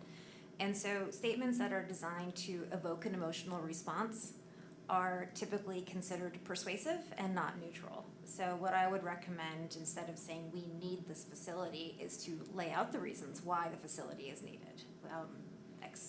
Current facilities are doing X, Y, and Z. A new facility will do A, B, C. And so the need, as opposed to stating there is a need, the factual need. And have you reviewed the current draft that's up there? Do you have any concerns that that has crossed the line into persuasive? No, I think that the current the draft explanatory statement is a good draft. It needs to be finished, but other than that, I think it's a good draft. We'll make sure we finish it. It would be helpful to have those blanks filled in, but no, it's a good draft. And the explanatory statement, just like the ballot proposition, is limited to the number of words. So unfortunately, we don't have carte blanche, the ability to write paragraphs and paragraphs on this need. It's really designed to be a short and concise explanation of what the ballot proposition is for, as well as the financial impacts to voters as they're making a decision of how to vote for the ballot proposition. Thank you.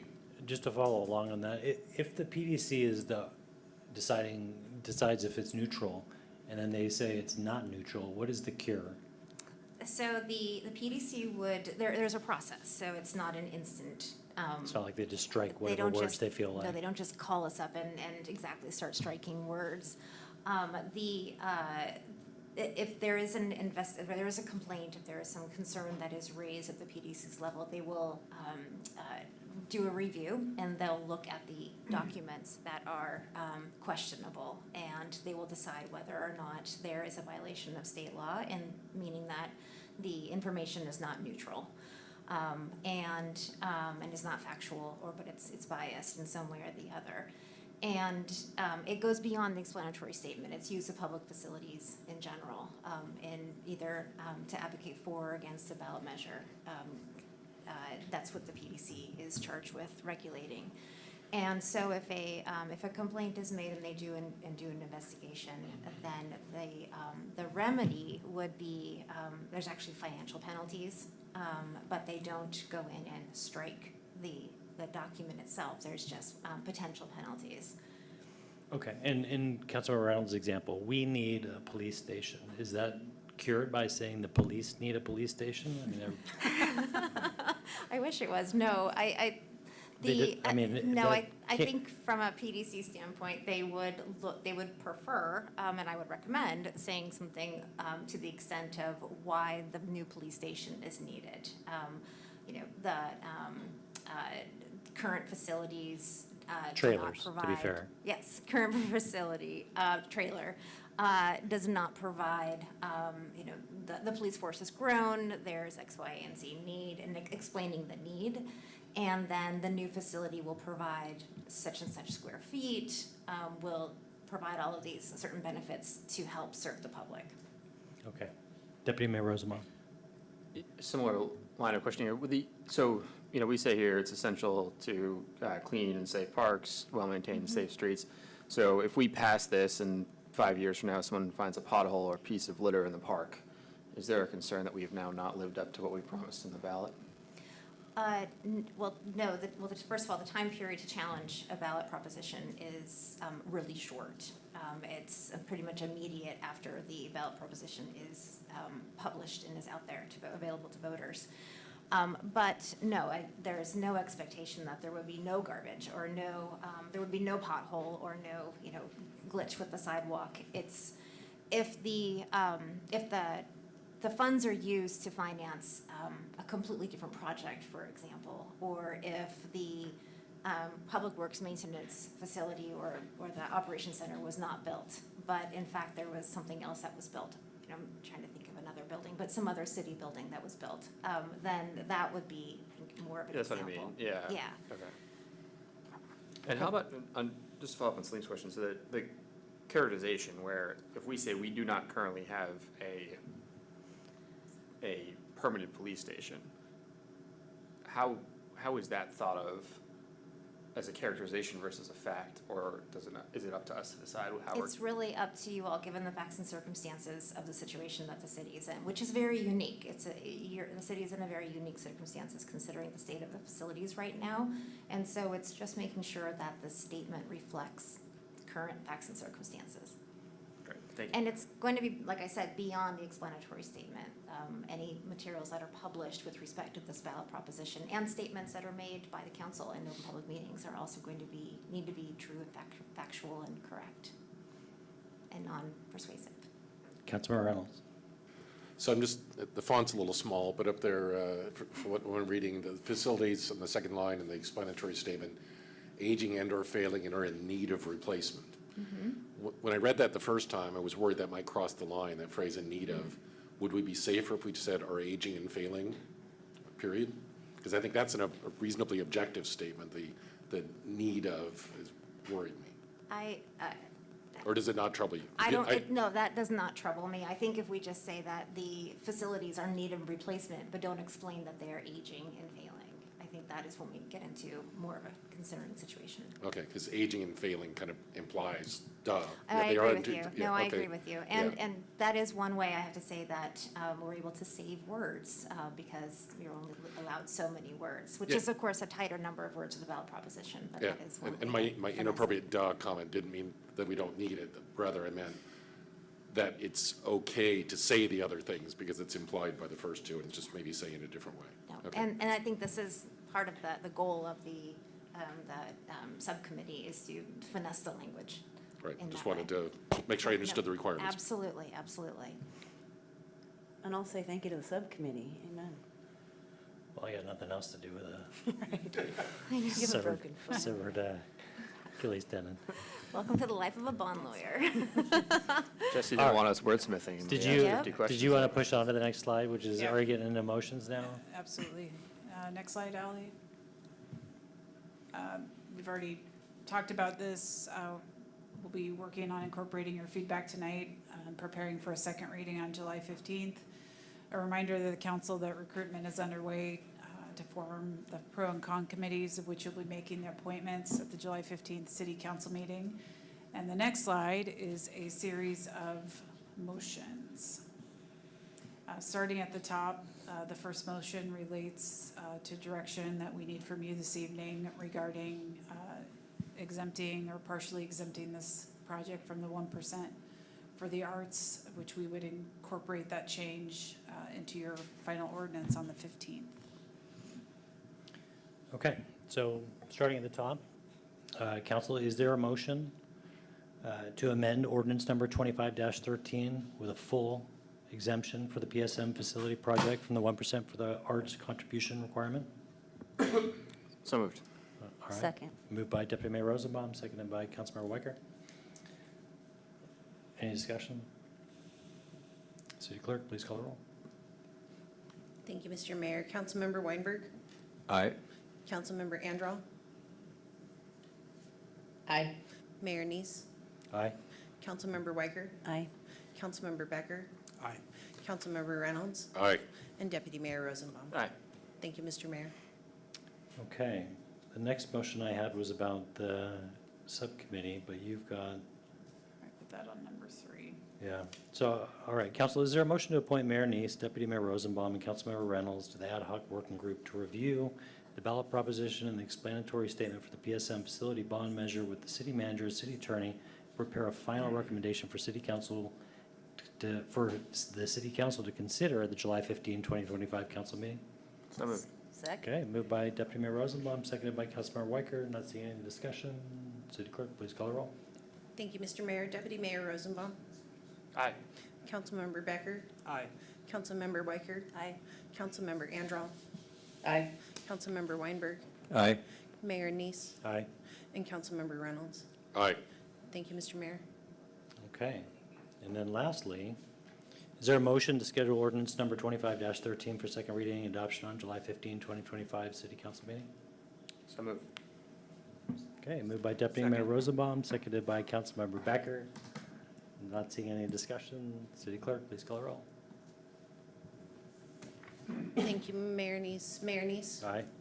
Deputy Mayor Rosenbaum. Aye. Councilmember Andral. Aye. Councilmember Weinberg. Aye. Councilmember Reynolds. Aye. Councilmember Weicker. Aye. And Councilmember Becker. Aye. Thank you, Mr. Mayor. Thank you. Motion passes. Do you need a minute to kind of reconfigure or? Okay, so as they get moved and resettled, our next item of regular business is a, no, we did that. Yeah. Okay, our next item of regular business is combined presentation on AB 6716, the Park Zone Code Amendment, ordinance number 25C-16, first reading, and AB 6717, Park Zone Comprehensive Plan Amendment, ordinance number 2517, first reading. And we'll welcome CPD Director Jeff Thomas. Welcome. Thank you, Mayor. Good evening, Council. For the record, Jeff Thomas with Planning. Joining me, I've got a number of people I'd like to introduce here before we get going. Let's see, in no particular order, Carson Hornby is going to be leading our presentation this evening on this combined item and the combined presentation. We've also got CPD Deputy Director Allison Van Gorp available. Our outside legal counsel on this matter, Kim Adams-Pratt, and our city manager, Jesse Bond, is also available if questions should arise for her at some point. I also would like to note that our Planning Commission Chair, Dan Thompson, will be available after the presentation to provide some comments on behalf of the Planning Commission to the City Council before you get going with any additional questions of your own. So With that, Carson, why don't we start the presentation and take it away, please?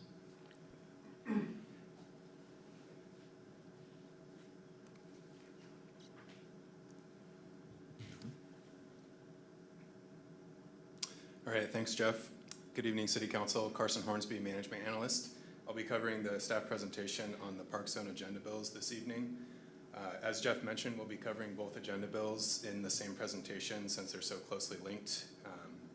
Ordinance AB 6716 covers the first reading of Ordinance 25C16 to establish the Park Zone development regulations and update the zoning map in the development code. And AB 6717 covers the first reading of Ordinance 2517 to amend the comprehensive plan land use element for consistency with the code amendment.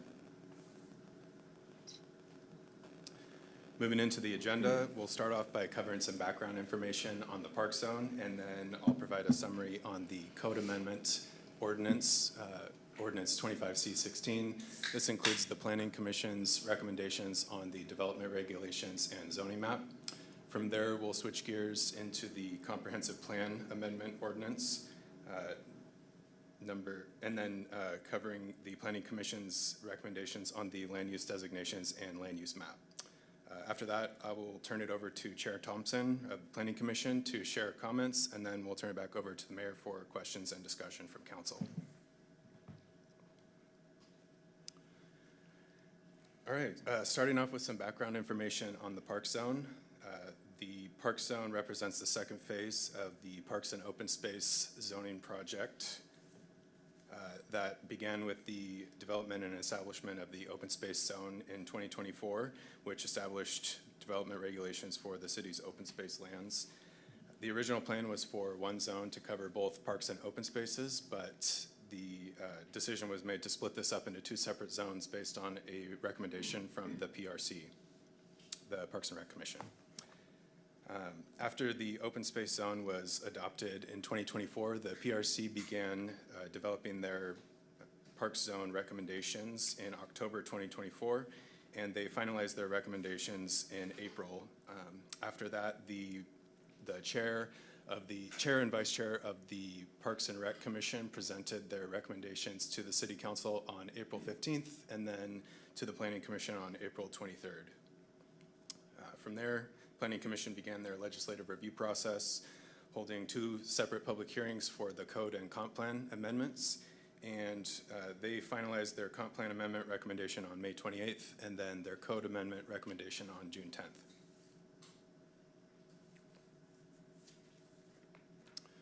Moving into the summary of Ordinance 25C16, which is the code amendment ordinance. Before I get into the Planning Commission's specific revisions that they made to the PRC's recommendation, I want to first just give a quick overview of what this ordinance will do if adopted. First off, it creates a new section of code titled Park Zone, which covers the purpose statement, which is the summary of the goals and objectives of the zone. It also covers the designation requirements, which are the criteria that land needs to meet in order to be included in the zone. And then the uses permitted are the allowed uses and activities in the zone. It'll also create a second new section of code titled Park Zone Development Standards that includes the rules and regulations on how land within the park zone can be developed. It will amend two existing sections of code, starting off with the definitions in the development code to establish new definitions for terms used in the park zone. And it will also amend the zone establishment section in the development code to add the park zone to the list of the city's zoning designations. Lastly, the ordinance will repeal and replace the zoning map in the appendix of the development code to replace it with a new map that includes the park zoning designation. The code amendment ordinance is provided in Exhibit 1 for AB 6716. And it includes the Planning Commission's recommendations on the code amendment. It's different from the PRC's recommendation, and so we've also included a separate exhibit in Exhibit 3 that provides a side-by-side comparison of the two recommendations. Throughout this presentation, I'll do a bit of paraphrasing on the exact wording, but if you are interested in seeing the exact revisions, definitely would recommend taking a look at Exhibit 3 in your packet. So moving on to the Planning Commission's recommendations on the code amendment. Planning Commission started off by making their first revision to the purpose statement. They added a reference to shoreline access, and they also rephrased the PRC's wording of social opportunities to social spaces for individuals and gatherings.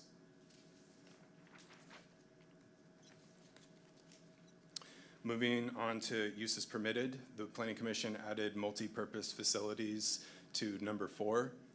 These are buildings that serve 2 or more uses that are otherwise permitted in the park zone. For example, a building that has a restroom or a maintenance facility or storage component. Without this amendment, the city would still be able to consolidate multiple permitted uses under one roof, assuming that the building meets the building standards. But this definitely helps clarify that that is an ability of the city. The Planning Commission also revised number 9, parking, to say parking for park-related uses.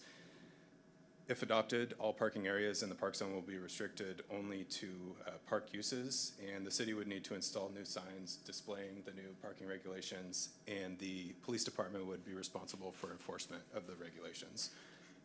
There are a couple existing parking lots in the park zone that are used for non-park uses, such as the parking lot at Luther Burbank Park, which is used by youth and family services clients and city staff using the administrative building. And then also part of the thrift shop parking lot falls within the park zone, so that would be affected as well. The Planning Commission made their next revision to temporary uses and structures, number 10. They added a new sentence at the end of this permitted use that says temporary uses shall conform to the development standards in Mercer Island City Code 19.05.060. This essentially means that the temporary uses will be subject to the size limits and other regulations in the park zone. The next revision that the Planning Commission made to the PRC recommendation comes in the signs and kiosks section. The Planning Commission revised the limit of 22 square feet of surface area for kiosks to apply per side, which confirms that both the front and back side of the kiosk can be utilized to display information.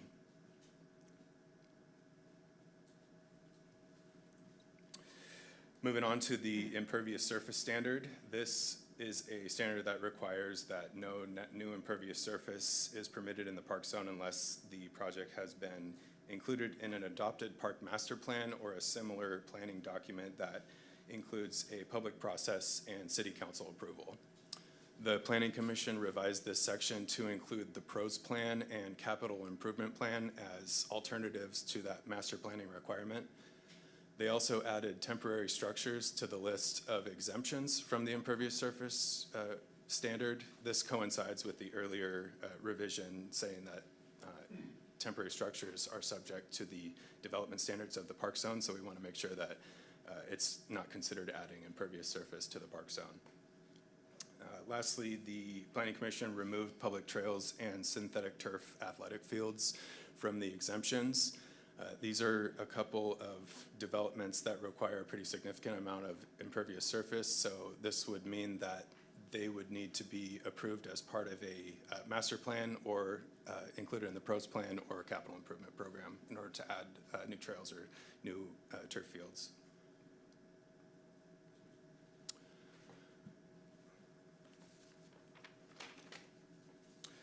Moving on to the lighting standards, the general requirements for lighting include standards related to shielding and angling requirements to minimize lighting impacts in the park system. The Planning Commission added a sentence at the end of this section that says lighting must be designed to maintain adequate illumination for pedestrian safety, visibility, and compliance with crime prevention through environmental design principles. These are principles that comprise a strategy to design public places to minimize crime and increase safety, and strategically placed lighting fixtures are a key factor in that framework. Moving on to the exemptions from the lighting, the general lighting standards, the Planning Commission revised this section so that the exemption for pathway and landscape lighting fixtures producing less than 200 lumens applies per fixture.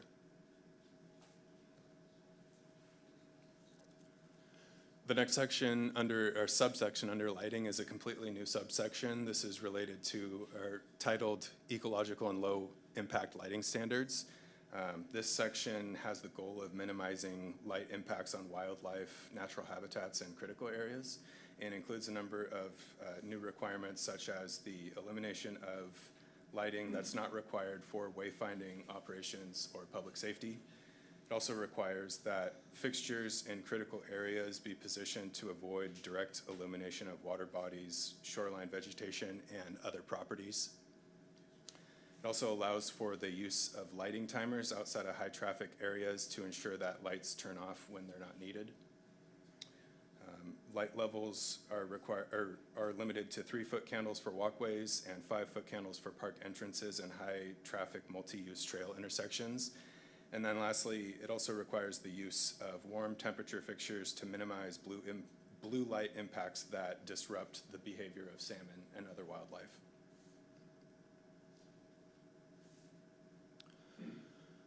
The next revisions that the Planning Commission made were to the proposed definitions for key terms that are used in the park zone. The first is a revision to the definition for public art, which was revised to add a sentence at the end of the definition that says public art can be implemented in standalone art installations or incorporated into other structures. So this essentially just confirms that it can art doesn't need to be in its own standalone structure. It can be incorporated into buildings and benches and other structures. The next definition that was revised is recreational facilities, and it was revised to add shell houses to the list of examples of recreational facilities. These are buildings that are used for watercraft storage. And the last definition that was revised is recreational uses, and it was revised to add a new term, water-dependent recreation, to the list of examples. We had swimming on the list, but this will include other forms of water recreation as well.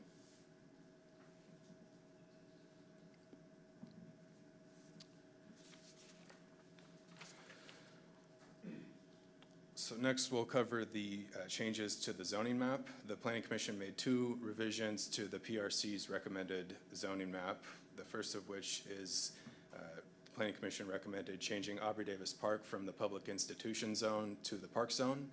And they also caught a technical error in the right-of-way along Southeast 36th Street. There's a small commercial office zone area there that should have been cleared up with the adoption of the open space zone last year. So we'd like to roll that into the update this year. In addition to the code amendment recommendations, the Planning Commission also provided 2 additional recommendations to the City Council. The first one is that the Planning Commission recommends that City Council should write to WashDOT to inquire about the possibility of adding Aubrey Davis Park to the park zone. And then they also supported the Parks and Rec Commission's recommendation to explore opportunities for PRC involvement in the public art recommendation process for art installations in the park system.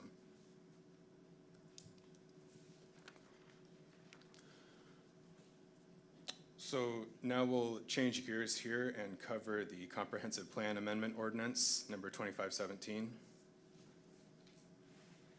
We'll focus in on the Planning Commission's recommendation or revisions to the PRC recommendation again. Creation of a new zone in the development code also requires an amendment to the comprehensive plan land use element.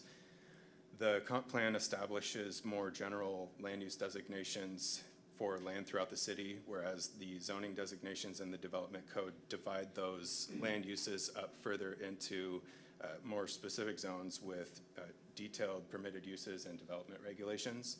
And similarly, the land use map provides a visualization of the comp plan land use designations, whereas the zoning map provides a visualization of the development code's zoning designations. So the ordinance number 2517 will amend the land use designations and land use map in the comp plan for consistency with the code amendment. Moving into the Planning Commission's revisions to the PRC recommendation. We'll start off with the land use designations. The Planning Commission recommends adding the park zone to the implementing zoning designations of the park, linear park, public facility, and open space land use designations. And they also recommended updating the description of the park land use designation. We also included an additional staff recommendation on the land use designations that was not included in the Planning Commission's recommendation. We'd like to update the description of the open space land use designation to be consistent with the description for park. So we're just adding in the word land before use designation, confirming that it represents public land within the city, and then updating the outdated title that for the pros plan that currently is in that document. Moving on to the Planning Commission's recommendations on the land use map. They recommend changing Aubrey Davis Park from linear park to the park land use designation. And they also are recommending that that small commercial office area in the right-of-way on Southeast 36th Street, the land use designation should change from commercial office to single-family residential. Okay, and so with before that, we do that, I have a question from Councilmember Enroll. Okay. Thanks. Well, I didn't know when it was going to be appropriate to ask questions about the presentation. I have two. One is about parking and one is about the shell houses. I can wait until. Yeah, let's, we'll give Chair Thompson the chance to speak to the Planning Commission's work, if you don't mind, and then I'll come right back to you. No, that's fine. Thank you. Okay, so we'll welcome Planning Commission Chair Dan Thompson to speak about the Planning Commission process for both the code and comprehensive plan amendments. Welcome, Chair. Thank you. Thank you, Carson. Is this on? Can you hear me? Thank you. I'm Dan Thompson, Chair of the Planning Commission, and on behalf of the Planning Commission, I present the two recommendations, one for the Park Zone Code Amendment and the other to amend the land use map to place Aubrey Davis into the park designation. It would be remiss of me not to acknowledge the Parks and Recreation Committee. They did the lion's share of the park zone, and they sent the Planning Commission an excellent draft that actually we changed very little, and I'll go over a few of those. Although this is only the second ordinance I have presented to the council, I think it may be the most important over the next 4 years. After the very sobering presentation on the bond, I think it's important to remember that very rarely does a planning commission or even a council get the opportunity to draft an entirely new zone, especially one that permanently protects our parks that many of us have fought for so long. The one change that we did add was requiring that parking be park-related. This really goes back to, we all remember the council's recommendation, and they were going to grade and turn Kite Hill into a commuter parking lot. The problem that we had is if it's not restricted to park-related parking, it can be used by the public for any purposes. Two examples would be employee parking in the South Luther Burbank Park. The other would be overflow, VFW, and Roanoke parking up at the Aubrey Davis Park. I don't really think that it's going to be a big police presence. I don't think that we need to put a bunch of signs in unless there is a lot of non-park related use. But we need to have a mechanism that we can enforce it. And that's why we put that in there. If there is some type of event that the city wants to hold, one of the examples was using parking in Island Park for some event at Island Park Elementary. The code allows the city manager to grant a temporary use permit very simply. So other than that, I just don't think that there's any substantive changes except for the one I want to get to, and that is putting Aubrey Davis Park into the park zone and amending the land use map. When this zone was first rolled out by the city at the end of December 2023, it was not well received, and it was very hard for the citizens to understand why the largest park on the island would not be part of the park zone.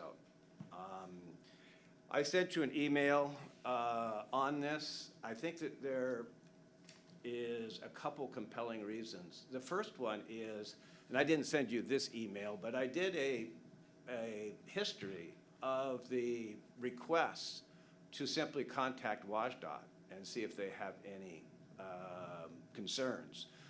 The first one was in March of 2024. The Parks and Recreation Commission requested that the city do that. We requested. They told us that we could do it, but then came back and said that they had changed their mind. Only the council can write to WashDOT.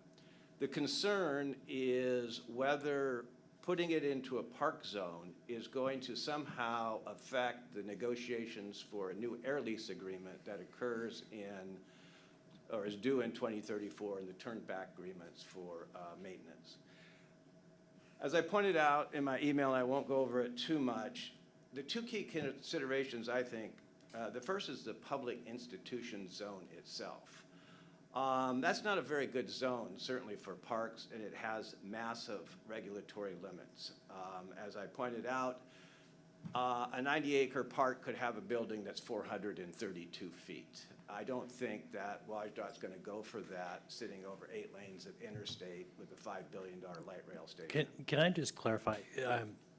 Are you talking about your process at the Planning Commission and the deliberations at the, or are we drifting into, you know, your personal views as Planning Commission? No, this is what we discussed. I mean, I sent out emails, others sent out emails. I just need to be clear that we're, you know, you're here and representing the body and the Yes, I decision of am. the body, and Right. everything that you're expressing tonight is the view of the body. Right. Okay. And that's reflected in the recommendation that the Planning Commission made. Yeah, I understand you're tying it to a number of the recommendations I see in the packet, which is great. Thank you. Okay, great. The other one that we discussed was RCW 4712-120. Outside counsel doesn't think that applies to the current lease, but will apply to the future lease in 2034. And that is going to make Aubrey Davis Park subject to the local zoning. So one of the things I did raise, we never got a chance, if we're going to put Aubrey Davis Park in the park zone, we probably want some language exempting their buildings. We never got to that. That's something I think you should consider. But other than that, I thought it was a pretty good park zone. The Parks and Recreation Commission did a great job. They did most of the work. And I think that it comes down, I think, to the main question of whether to place Aubrey Davis Park in the park zone or not. Thank you. We appreciate that, and there's going to be some questions, so I'll go back to you, Councilmember Anderall. Okay, and maybe I missed it, but what happens to the people who work in Youth and Family Services and the clients who come to Youth and Family Services in Luther Burbank? Is that parking now going to be prohibited? Well, we did discuss that. I don't think so. I think that if you're an authorized employee into a building that is authorized in the park, that's park-related parking. That was our consideration. And also, there is the hope that with the new city hall and hopefully a maintenance building, we will be able to move non-park related uses in these buildings out of the park. Sure. And can you explain how parking, if or how it would be implicated at the thrift shop? Well, I don't think the thrift shop's in the park zone, is it? Well, the presentation that staff gave indicated that the parking for park uses only would implicate parking in Luther Burbank and at the thrift store. There's a very small portion of the thrift shop parking lot that falls within the park zone. There's a parcel that's just below Mercerdale Park that has a trail leading into the park, and it includes basically the one side of the parking lot for the thrift shop. So it could be a number of 3, 4, 5 stalls, something like Yeah, that? Okay. a few stalls, I would think. So would there be then signage that would be placed for, no thrift shop parking, parking for park use only? Or, I mean, I don't want to, get too nitty gritty in the weeds on this, but I'm just kind of trying to figure out what the implications of our actions might be. Right. We discussed that at the Parks Commission. You could have one policy when there's no restriction on using parking lots in parks. Anybody can use it for any purpose. And then we discussed it, and we felt that it made more sense to be able to restrict parking for park-related uses with the ability of the city manager, if necessary, to grant temporary use ordinance permit. Okay, City Manager Bond. Yeah, Councilmember Anderl, and with all due respect to the good work of the Planning Commission and the Parks and Recreation Commission, I do want to speak on behalf of the staff and let the council know that we are not supportive of the change to the parking restrictions in the zoning code.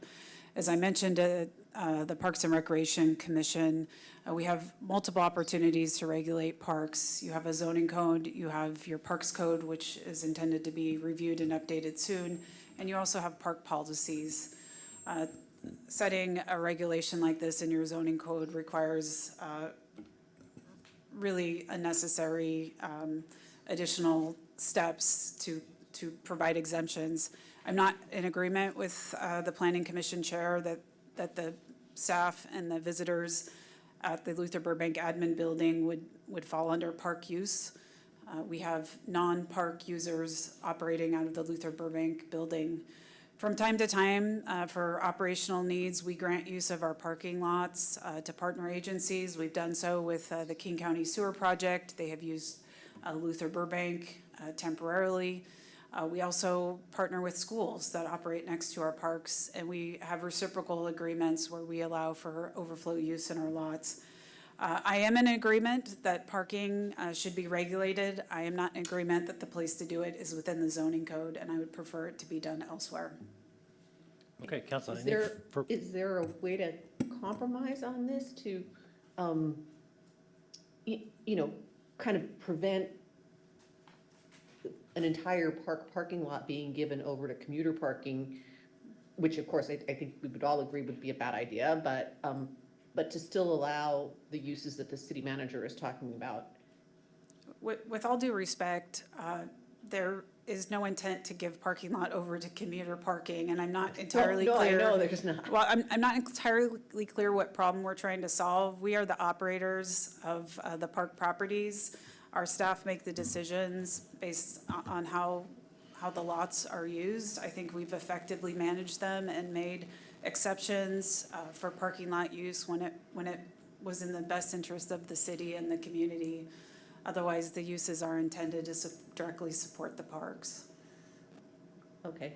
All right, well, let me cogitate on that. I do have other questions about the Shell House, but I know that there are at least one other person in line to ask a question, so I'll wait my turn.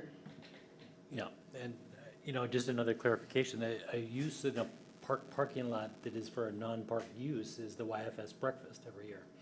And, I don't want to get into a park zone that is so restrictive that, we have, hundreds of people participating in an event that happens annually, which is such a community benefit that then becomes not allowed. Yeah, I think we've used really reasonable judgment when we've made exceptions. Those exceptions do run through our recreation center primarily, but major events, island-wide events where we're needing to share parking, can come all the way up to my office. Luther Burbank is kind of our poster child has some of our larger parking lots. That park is very overprescribed, so it's not often that we are making exceptions for parking lot use. It's something extraordinary like King County Sewer Upgrade Project where we really have to collaborate to ensure a major construction project is delivered. Okay, Council, other questions for Chair Thompson before we turn to deliberations? I'm not deliberating, just looking for questions. Councilmember Reynolds. This is probably a question for Mr. Hornsby more than Thompson. The Parks Commission, I thought, as the liaison of that, I think they did a very thorough job at discussing all these issues. My hat's off to them. Also note that the Planning Commission had some useful ideas, so thank you to Mr. Thompson and his team for that as well. One thing that I recall when we talked about signs in the park, the way they generally came up with the square foot limitation was to look at how big the signs were now. And I'm just curious, I don't know how staff measured the sign size now, whether they measured total sign or area on one side of the sign. So by changing the kiosk to 22 feet, have we doubled the allowed sign width, or did you already allow 22 feet? Did you already measure it as 22 feet on the side?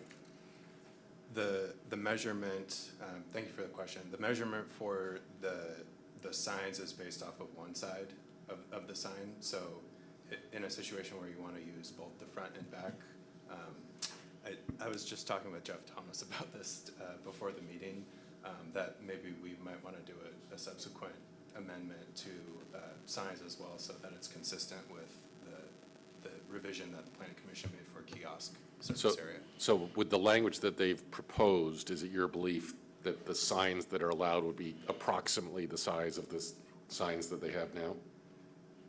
Yes. Okay, thank you. I have other questions, but I'll wait my turn. Okay, Councilmember Weicker. I'm not sure who gets to answer this question, but can we talk about the ecological lighting? That seems like a big new section added by the Planning Commission, and one section of the Parks Commission recommendation was lighting, lighting, lighting for safety and pedestrians, and then this one says no lighting along shorelines and natural areas. So I would think lighting, common sense, and park standards would address it without having to get that detailed in this code. So I don't know, Dan, do you want to pontificate on that? Well, that's what happens when you get two architects on a planning commission. So Commissioner Neese and Commissioner Perez are very knowledgeable and focused on lighting. And they came in with this substantial rewrite of the lighting standards. I'm not a lighting expert. I listened to them, and the Planning Commission voted to make the change, but I can't sit here right now and explain to you, the actual change or difference between the two. I don't know if that's So what's the staff perspective then in the Parks Commission? Actually, it's a good question. The staff support the recommended changes on lighting. We actually went through them. Our Deputy Public Works Director, Kelly Hildy, is one of our lighting expert, park design experts. She reviewed them and we support them. To the point, I think you see a push and pull in this code. We recognize that we need good, safe lighting for security, for operating needs, athletic fields, sometimes to illuminate a building. But parks are also natural areas, and inappropriate lighting and light intrusion is something we want to avoid. So we feel that this code section is workable and appropriate given the times and all the data we have on park design and lighting. Councilmember Anderl. Okay, so I'm reacting here to some community input today on the addition of shell houses to the definition of recreational facilities. And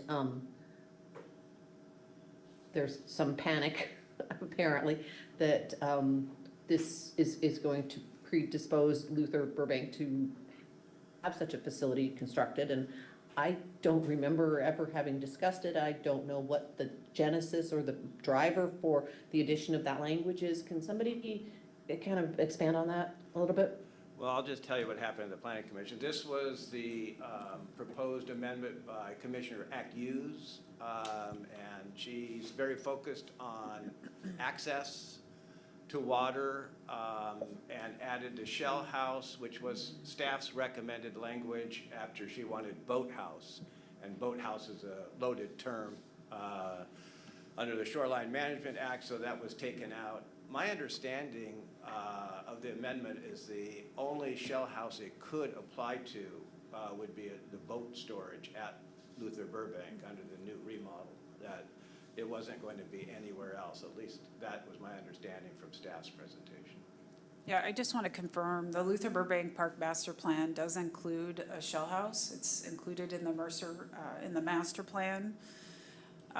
Councilmember Anderl, I did not fully read all the emails that came in today. I think the concern is expansion of facilities. My understanding is that we would be making use of existing facilities, but that would still come at the direction of the city council.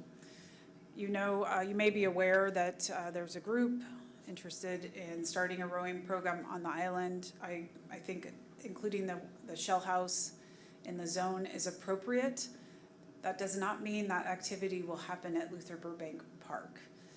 That means we would explore at a future state and at the direction of the council where a Shell House might be allowed through a public process and a planning process. I personally think, you know, Clark is underutilized and should be looked at for something like that. So I would encourage you to keep that in the definition, but no decisions are being made as to where it goes, how it would operate. That would be a whole nother next step. Okay, that's actually really very helpful, thank you. And I think that citizens were expressing concern about potential commercialization of the park, and so what you have said here kind of puts my mind a little bit at ease. If I can add one more comment then, since you reminded me that commercialization was a concern. At the Parks and Recreation Commission discussion, we really went deep into the weeds on this. The feeling is that recreation programs run by us or contracted through us are appropriate parks activities. Private commercial activities in our parks is not. And so this zoning code was really trying to walk that line to continue to allow recreational activities to happen in our parks. And if you reflect back on the PROS plan, water use and water access was one of the highest priorities for the Mercer Island community. So I think this zone honors that. Okay. Perfect, thank you. Deputy Mayor Rosenbaum. Yeah, we talk about parking management, maybe we could talk about bringing back parking apps just for the parks, but I think Amelia might quit. Question I have for the staff would be, you know, my understanding about the park zone as it comes to Aubrey Davis was that the PRC came to a different conclusion. I want to see get some color around that. Yeah, I can probably take that one. And I'm going to, again, speak on behalf of the staff with due respect to the Planning Commission's work on this. Council is a regulatory body. It is a best practice to zone land use for its primary use. Aubrey Davis Park, while it provides ample and welcome and loved park and recreational access for the city, it is an interstate. It is a system of lids. It is not owned by the city. The public institution zone, in fact, was created to address I-90 and what was constructed many decades ago. I will also remind you that it is not just I-90. It is also our utility infrastructure and Seattle Public Utilities infrastructure that runs through the I-90 corridor. So the way I encourage you to think about this is you are now, if we are to take the recommendation from the Planning Commission, which I believe is one of a passion to support the parks, we are now asking the city to regulate that infrastructure under a park zone, which is misaligned. It is not primarily a park, it is primarily an interstate highway. I have had numerous conversations with WashDOT. You know that they retain the authority to do whatever they want in that corridor, regardless of what zoning we put in place. That doesn't mean that that will be easy. They will still have to go through permitting through us under a regulatory framework that is mismatched for the primary use. We have worked very hard to maintain a good working relationship with WashDOT. I think that's reflected through the adoption of the Aubrey Davis Park Master Plan, which we stewarded with our community and all of you, and they approved. And so they committed to continuing to honor our long-term working relationship. Chair Thompson is correct. We are about 10 years away from having to renegotiate a whole series of agreements. We do not own Aubrey Davis Park. We operate it in partnership with WashDOT. And I am concerned that should we do something that misaligns our regulations with the primary use, that could be in jeopardy. Thank you. I have a motion whenever we're ready to get to there. We'll get there. Building on that same kind of train of discussion. If WASDOT can preempt whatever it is our zoning allows or doesn't allow, I've heard arguments that, why not just put it in there?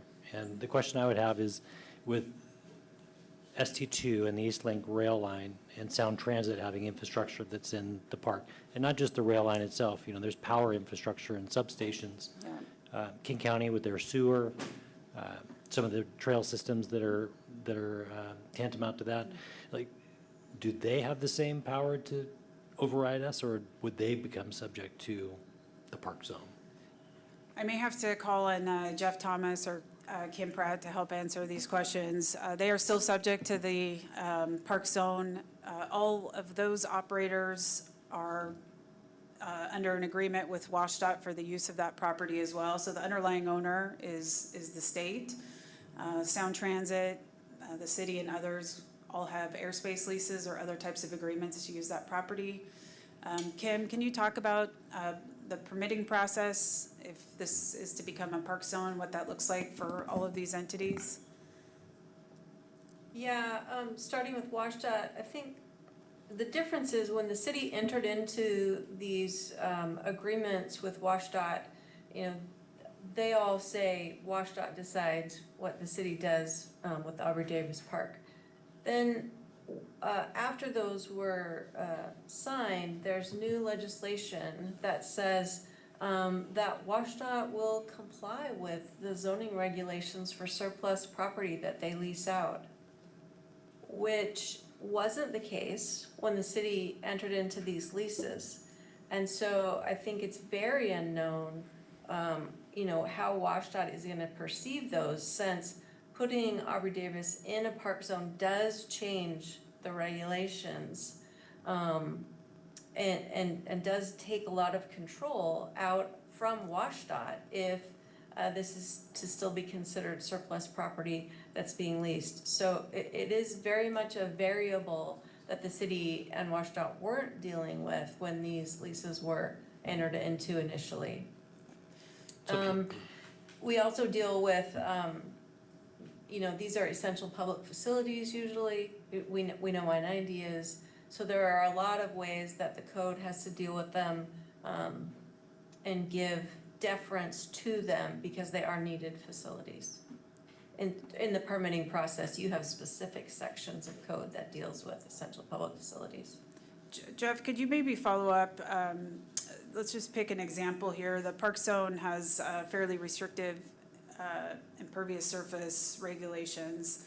If WashDOT is in for a permit for something and this is zoned as a park, how would the city even process this permit? Can you just talk about how that becomes a little complicated? It's not exactly a scenario I previously contemplated, but it's an excellent hypothetical. It would be very challenging.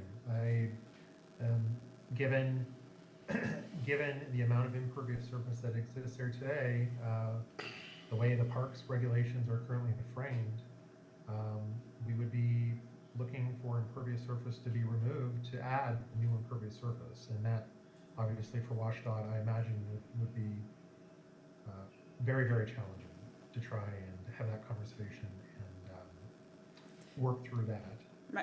My understanding is they would have to use a variance process, and I'm sorry to put words in your mouth, is that correct? Or is there, Kim, another tool that would have to come into play here? We would look at the variance process, the way the variance language is currently constructed. I'm not certain it would be a successful endeavor for WashDOT to do that. And that's something that we certainly may need to look at if Aubrey Davis was to be zoned park. Well, my concern is that, and maybe not everybody realizes that the boat launch is, Mercer Island operated, leased from WASDOT, and that if we were to, in a future, situation, when we were renegotiating leases, have WASDOT subject to something like the no net new impervious surface, I don't think it's unreasonable to see that they would just not renew that lease, return it to, let's say, grass area, and use it in a no net loss, and we would lose our boat launch. And so I think that the benefit of having a boat launch in a lease scenario like that is compelling reason to leave the public institution zone intact and not threaten that for future, generations of islanders that use it. Okay, so other questions for Chair Thompson before we move on? Okay, not seeing any. I appreciate your opportunity to come here and talk about your deliberations and the work that you did, and please thank the Planning Commission on our behalf. Okay. All right, so we need to get a motion on deck before I get into amendments to the motion, and so I want to just get the main kind of adopted motion teed up. So council, I'll ask for a motion to schedule ordinance number 25C-16 for second reading on July 15, 2025. So moved. Okay, moved by Second. Deputy Mayor Rosenbaum, seconded by Councilmember Reynolds. Okay, so then I'll be looking for amendments to the motion, and I'll give it to you, Deputy Mayor Rosenbaum. Yeah, I move that we amend the motion to incorporate the Planning Commission recommended amendments from Exhibit 3, log numbers 1, 2, 4, 5, 6, 8, 9, 10, 11, 12, 13, 14, and 16. I believe this was circulated earlier. I don't know if we want, do you want to put that on the screen, Andrea? Were you only doing part of the motion? Because the motion that was circulated had 3 parts. I I'd be believe happy we to put did it the up on the screen. first. I do believe we did 1 and 3 in the main motion, right? So we scheduled it for second reading, but they're still incorporating the parking So lot. I will include the, let me start again. Move to direct the staff to amend ordinance 25C-16 to 1, include the recommendation from the Parks and Recreation Commission, 2, incorporate the Planning Commission recommended amendments from Exhibit 3 log numbers 1, 2, 4, 5, 6, 8, 9, 10, 11, 12, 13, 14, and 16. And 3 scheduled for second reading. Well, I guess we got that already, right? Yep. All right, is that still seconded by you, Councilor Reynolds? Yes. Would you like that to go up on the screen, Mr. Mayor? Please, let's do it.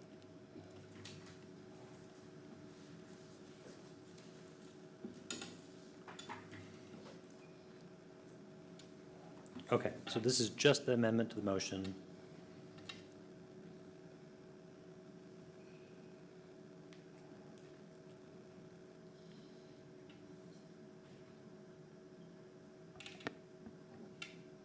Okay, do you want to, any discussion on the motion?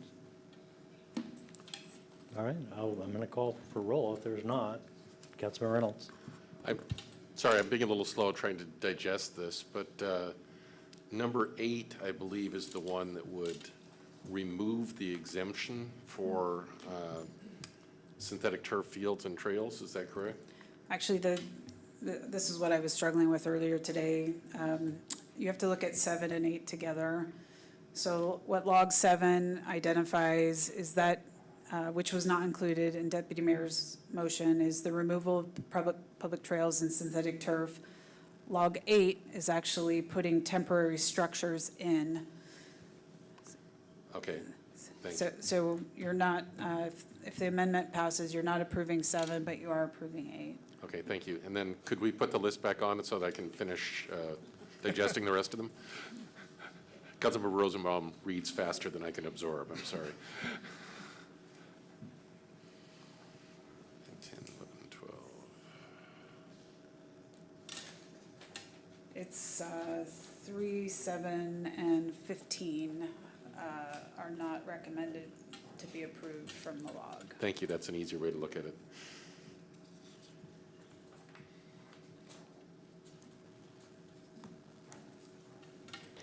Okay, thank you. I'll just note Okay. that very supportive. Good, it's the right choice. Okay. Any other discussion? All right, City Clerk, please call the roll on the amendment to the motion. Mr. Mayor, who is the second? It was Councilmember Reynolds. Thank you. Councilmember Weigert? Aye. Mayor Neese? Aye. Councilmember Weinberg? Aye. Councilmember Reynolds? Aye. Councilmember Becker? Aye. Councilmember Andral? Aye. And Deputy Mayor Rosenbaum? Aye. Great. Mr. Mayor, can I make one final comment? Yeah? Just wanted to note, make sure that the council noted the letter from Chair Struck of the Planning Commission, or the Parks Commission. One of the issues we talked about a lot was Island Crest Park. and they had a strong view that the park should be at some point split into a park zone section and an open space zone, which strikes me as a very reasonable request to make. And I hope that we can, at an appropriate time, discuss docketing that change for discussion. I realize tonight's not the night, but I wanted to get on the record since it was important to them. Okay, duly noted. Next, is there a motion scheduled, actually, we need to vote a vote on on the the main amended motion. All right, I'll let you call that roll. Thank you, Mr. Mayor. Councilmember Becker. Aye. Mayor Neese. Aye. Councilmember Weinberg. Aye. Councilmember Andral. Aye. Councilmember Reynolds. Aye. Deputy Mayor Rosenbaum. Aye. And Councilmember Weicker. Aye. Thank you, Mr. Mayor. Okay, that passes. Next, is there a motion to schedule ordinance number 25C-17 for second reading on July 15, 2025? So we're on to the comp plan amendment portion of this item, AB 6717.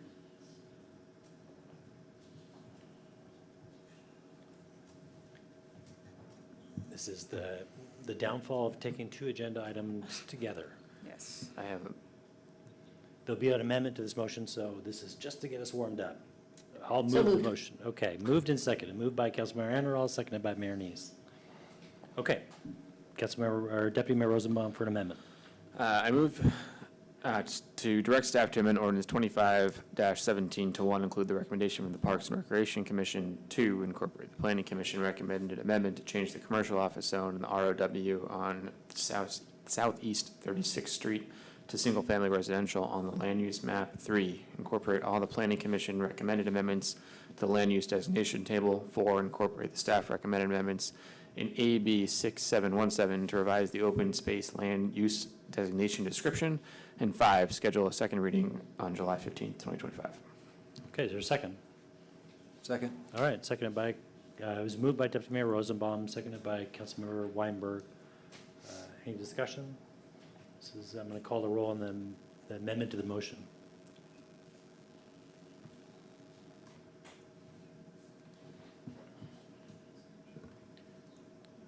Councilmember Weicker. Aye. Councilmember Becker. Aye. Mayor Neese. Aye. Councilmember Andral. Aye. Councilmember Weinberg. Aye. Deputy Mayor Rosenbaum. Aye.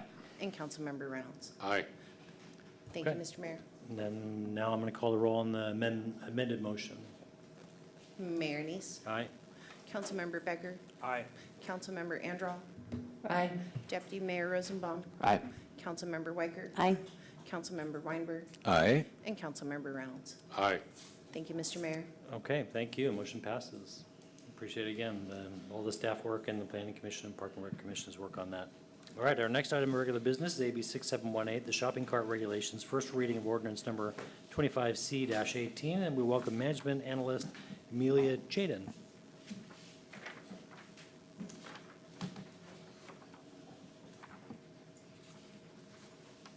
And Commander Seifert.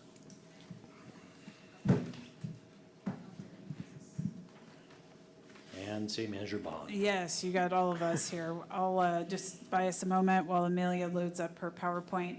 Council, I wanted to let you know that Acting Chief Michelle Bennett is homesick. We made her go home. So, yes. Commander Seifert is here this evening supporting this presentation, as is Commander Magnan at the back of the room. All right, Amelia, the floor is yours. Good evening, Council. Amelia Chaden, Management Analyst.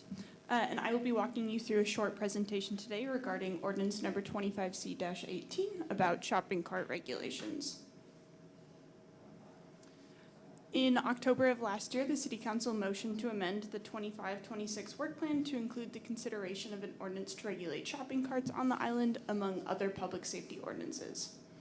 Currently on Mercer Island, 5 businesses provide shopping carts to their customers, including Met Market, QFC, Rite Aid, which will become CVS in September, True Value, and Walgreens.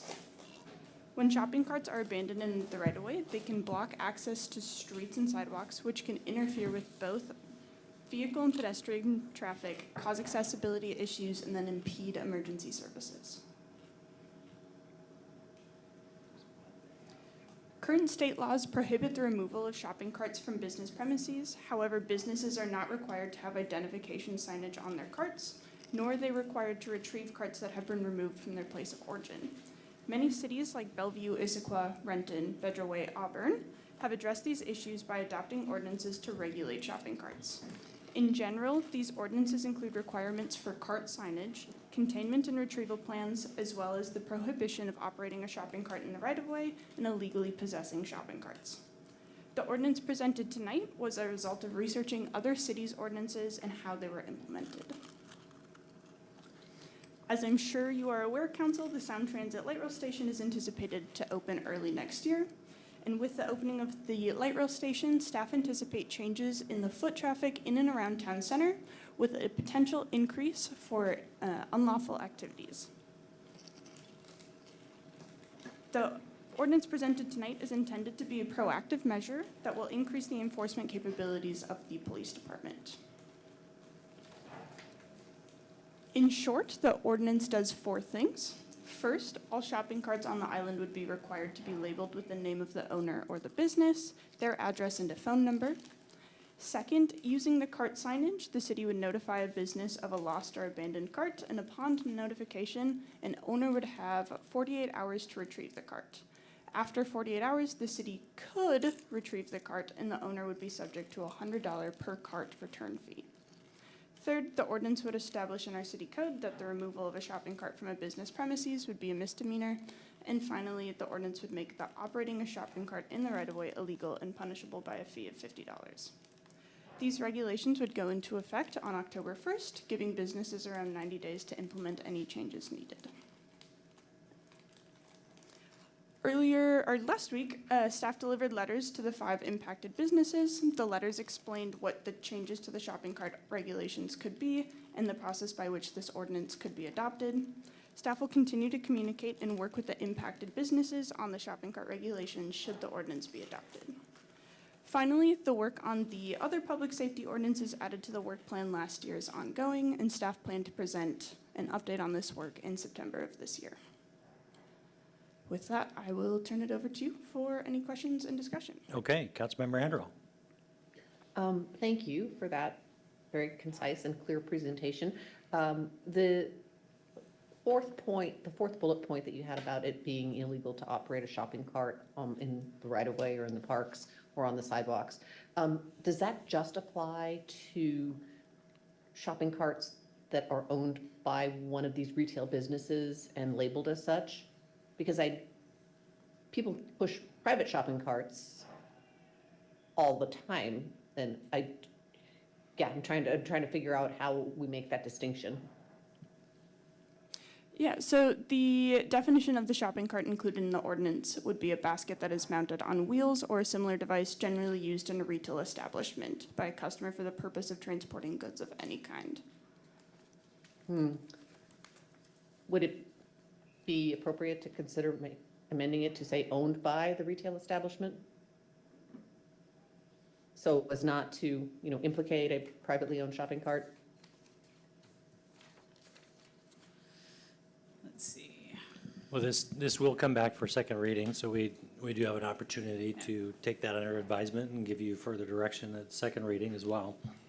Sure, and that's why I'm asking the question now, is that I don't need an answer now, but just a kind of food for thought, because it did just kind of jump out at me that I see people pushing, wheeled shopping carts, particularly in the farmer's market, the little 4-wheeled wagon type things with children and produce in them. So, not that anybody would mount an enforcement action against that, but I don't think we should be enacting an ambiguous regulation. Well, I see that City Attorney Beal Park has got his hand up, so I'm going to turn it over to him.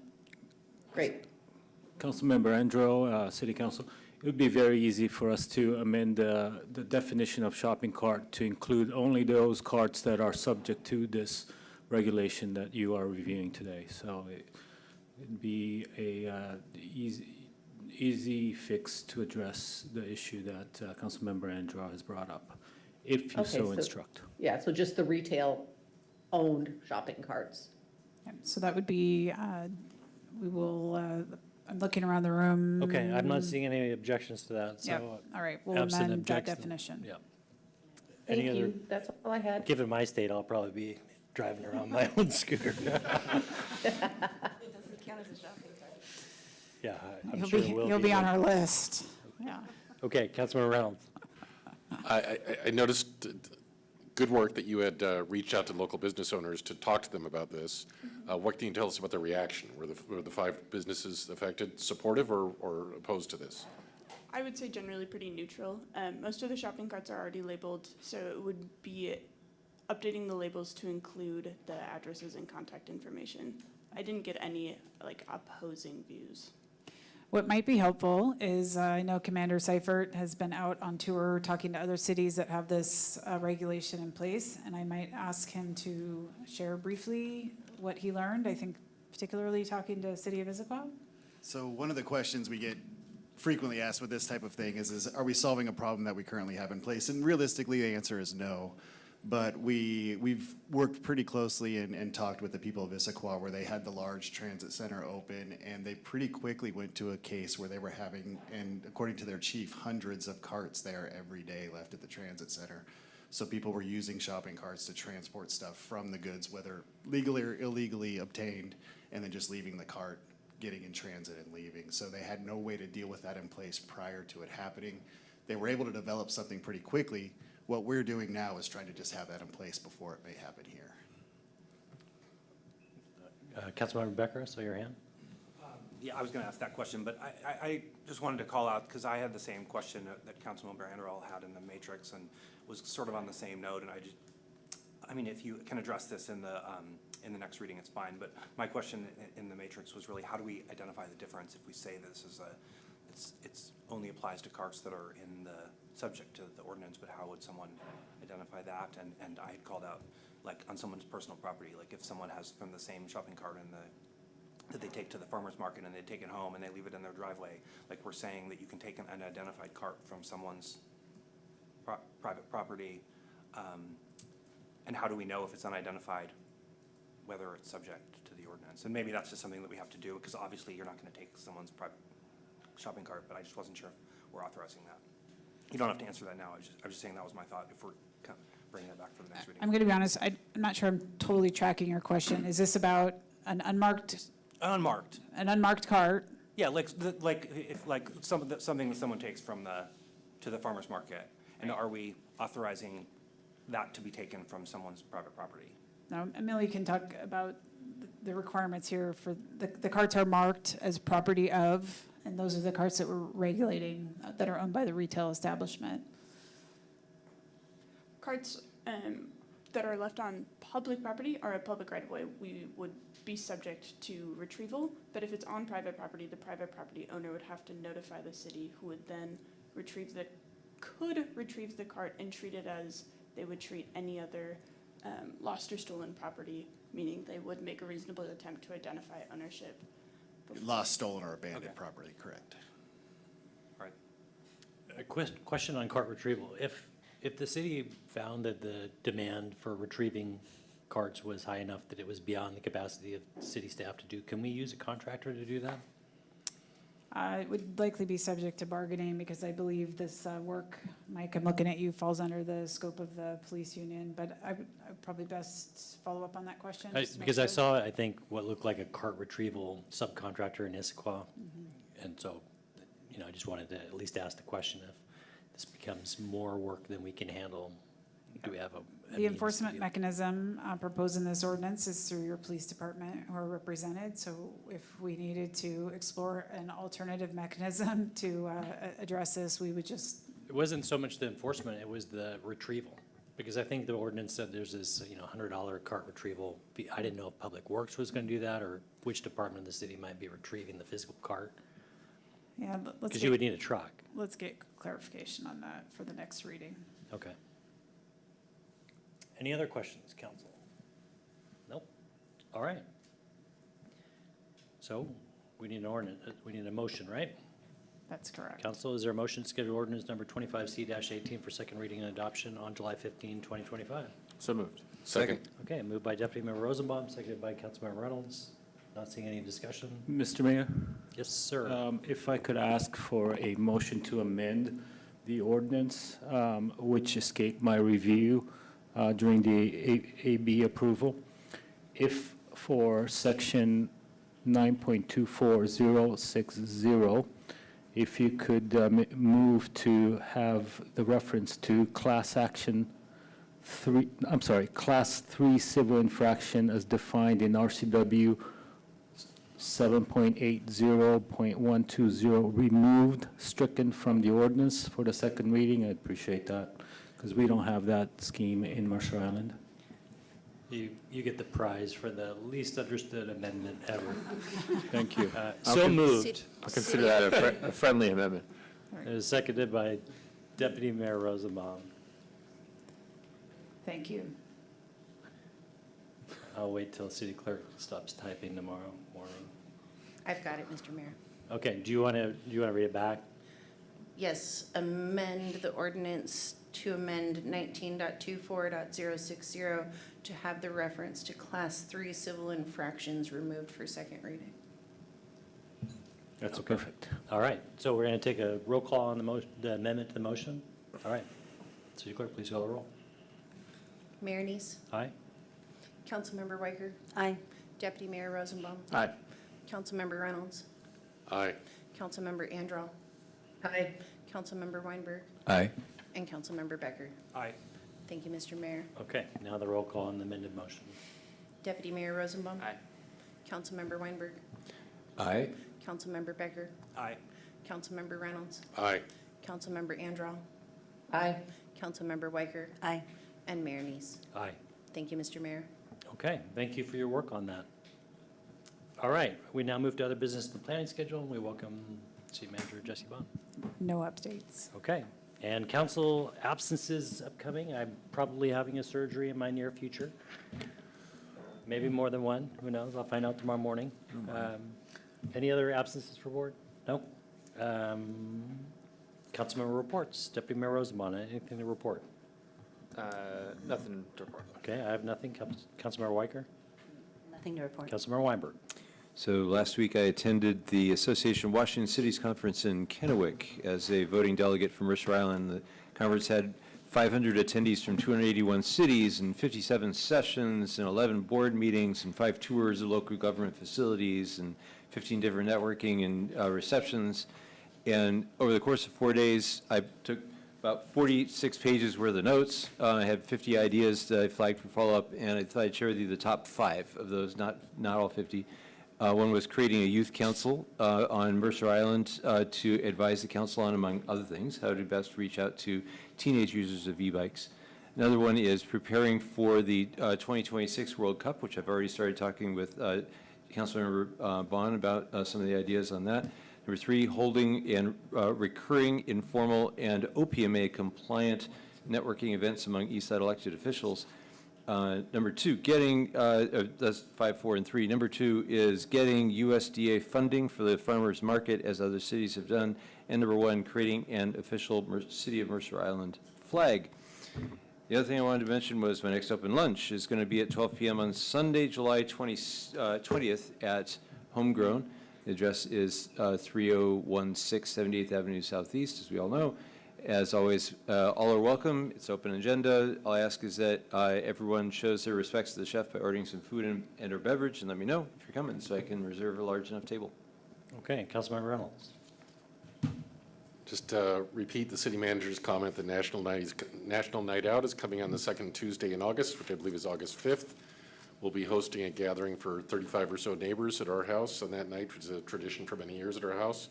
I'd like to, it's always a great experience, encourage the rest of the council and the rest of the community to host a similar event in their neighborhood. Always very fun. Okay, or just go to City Hall and see what we're working with. That works also. All right. Councilmember Andral. I look forward to seeing everybody at the summer celebration. All right. Councilmember. July 12th, don't miss it. Very good. Councilmember Becker. Nothing to report. All right, the next regular scheduled hybrid city council meeting will be on Tuesday, July 15th, beginning at 5 p.m. The time is now 7:43 p.m. As a reminder to council, please stay seated until the broadcast has been terminated. Good evening. Thanks for joining us tonight.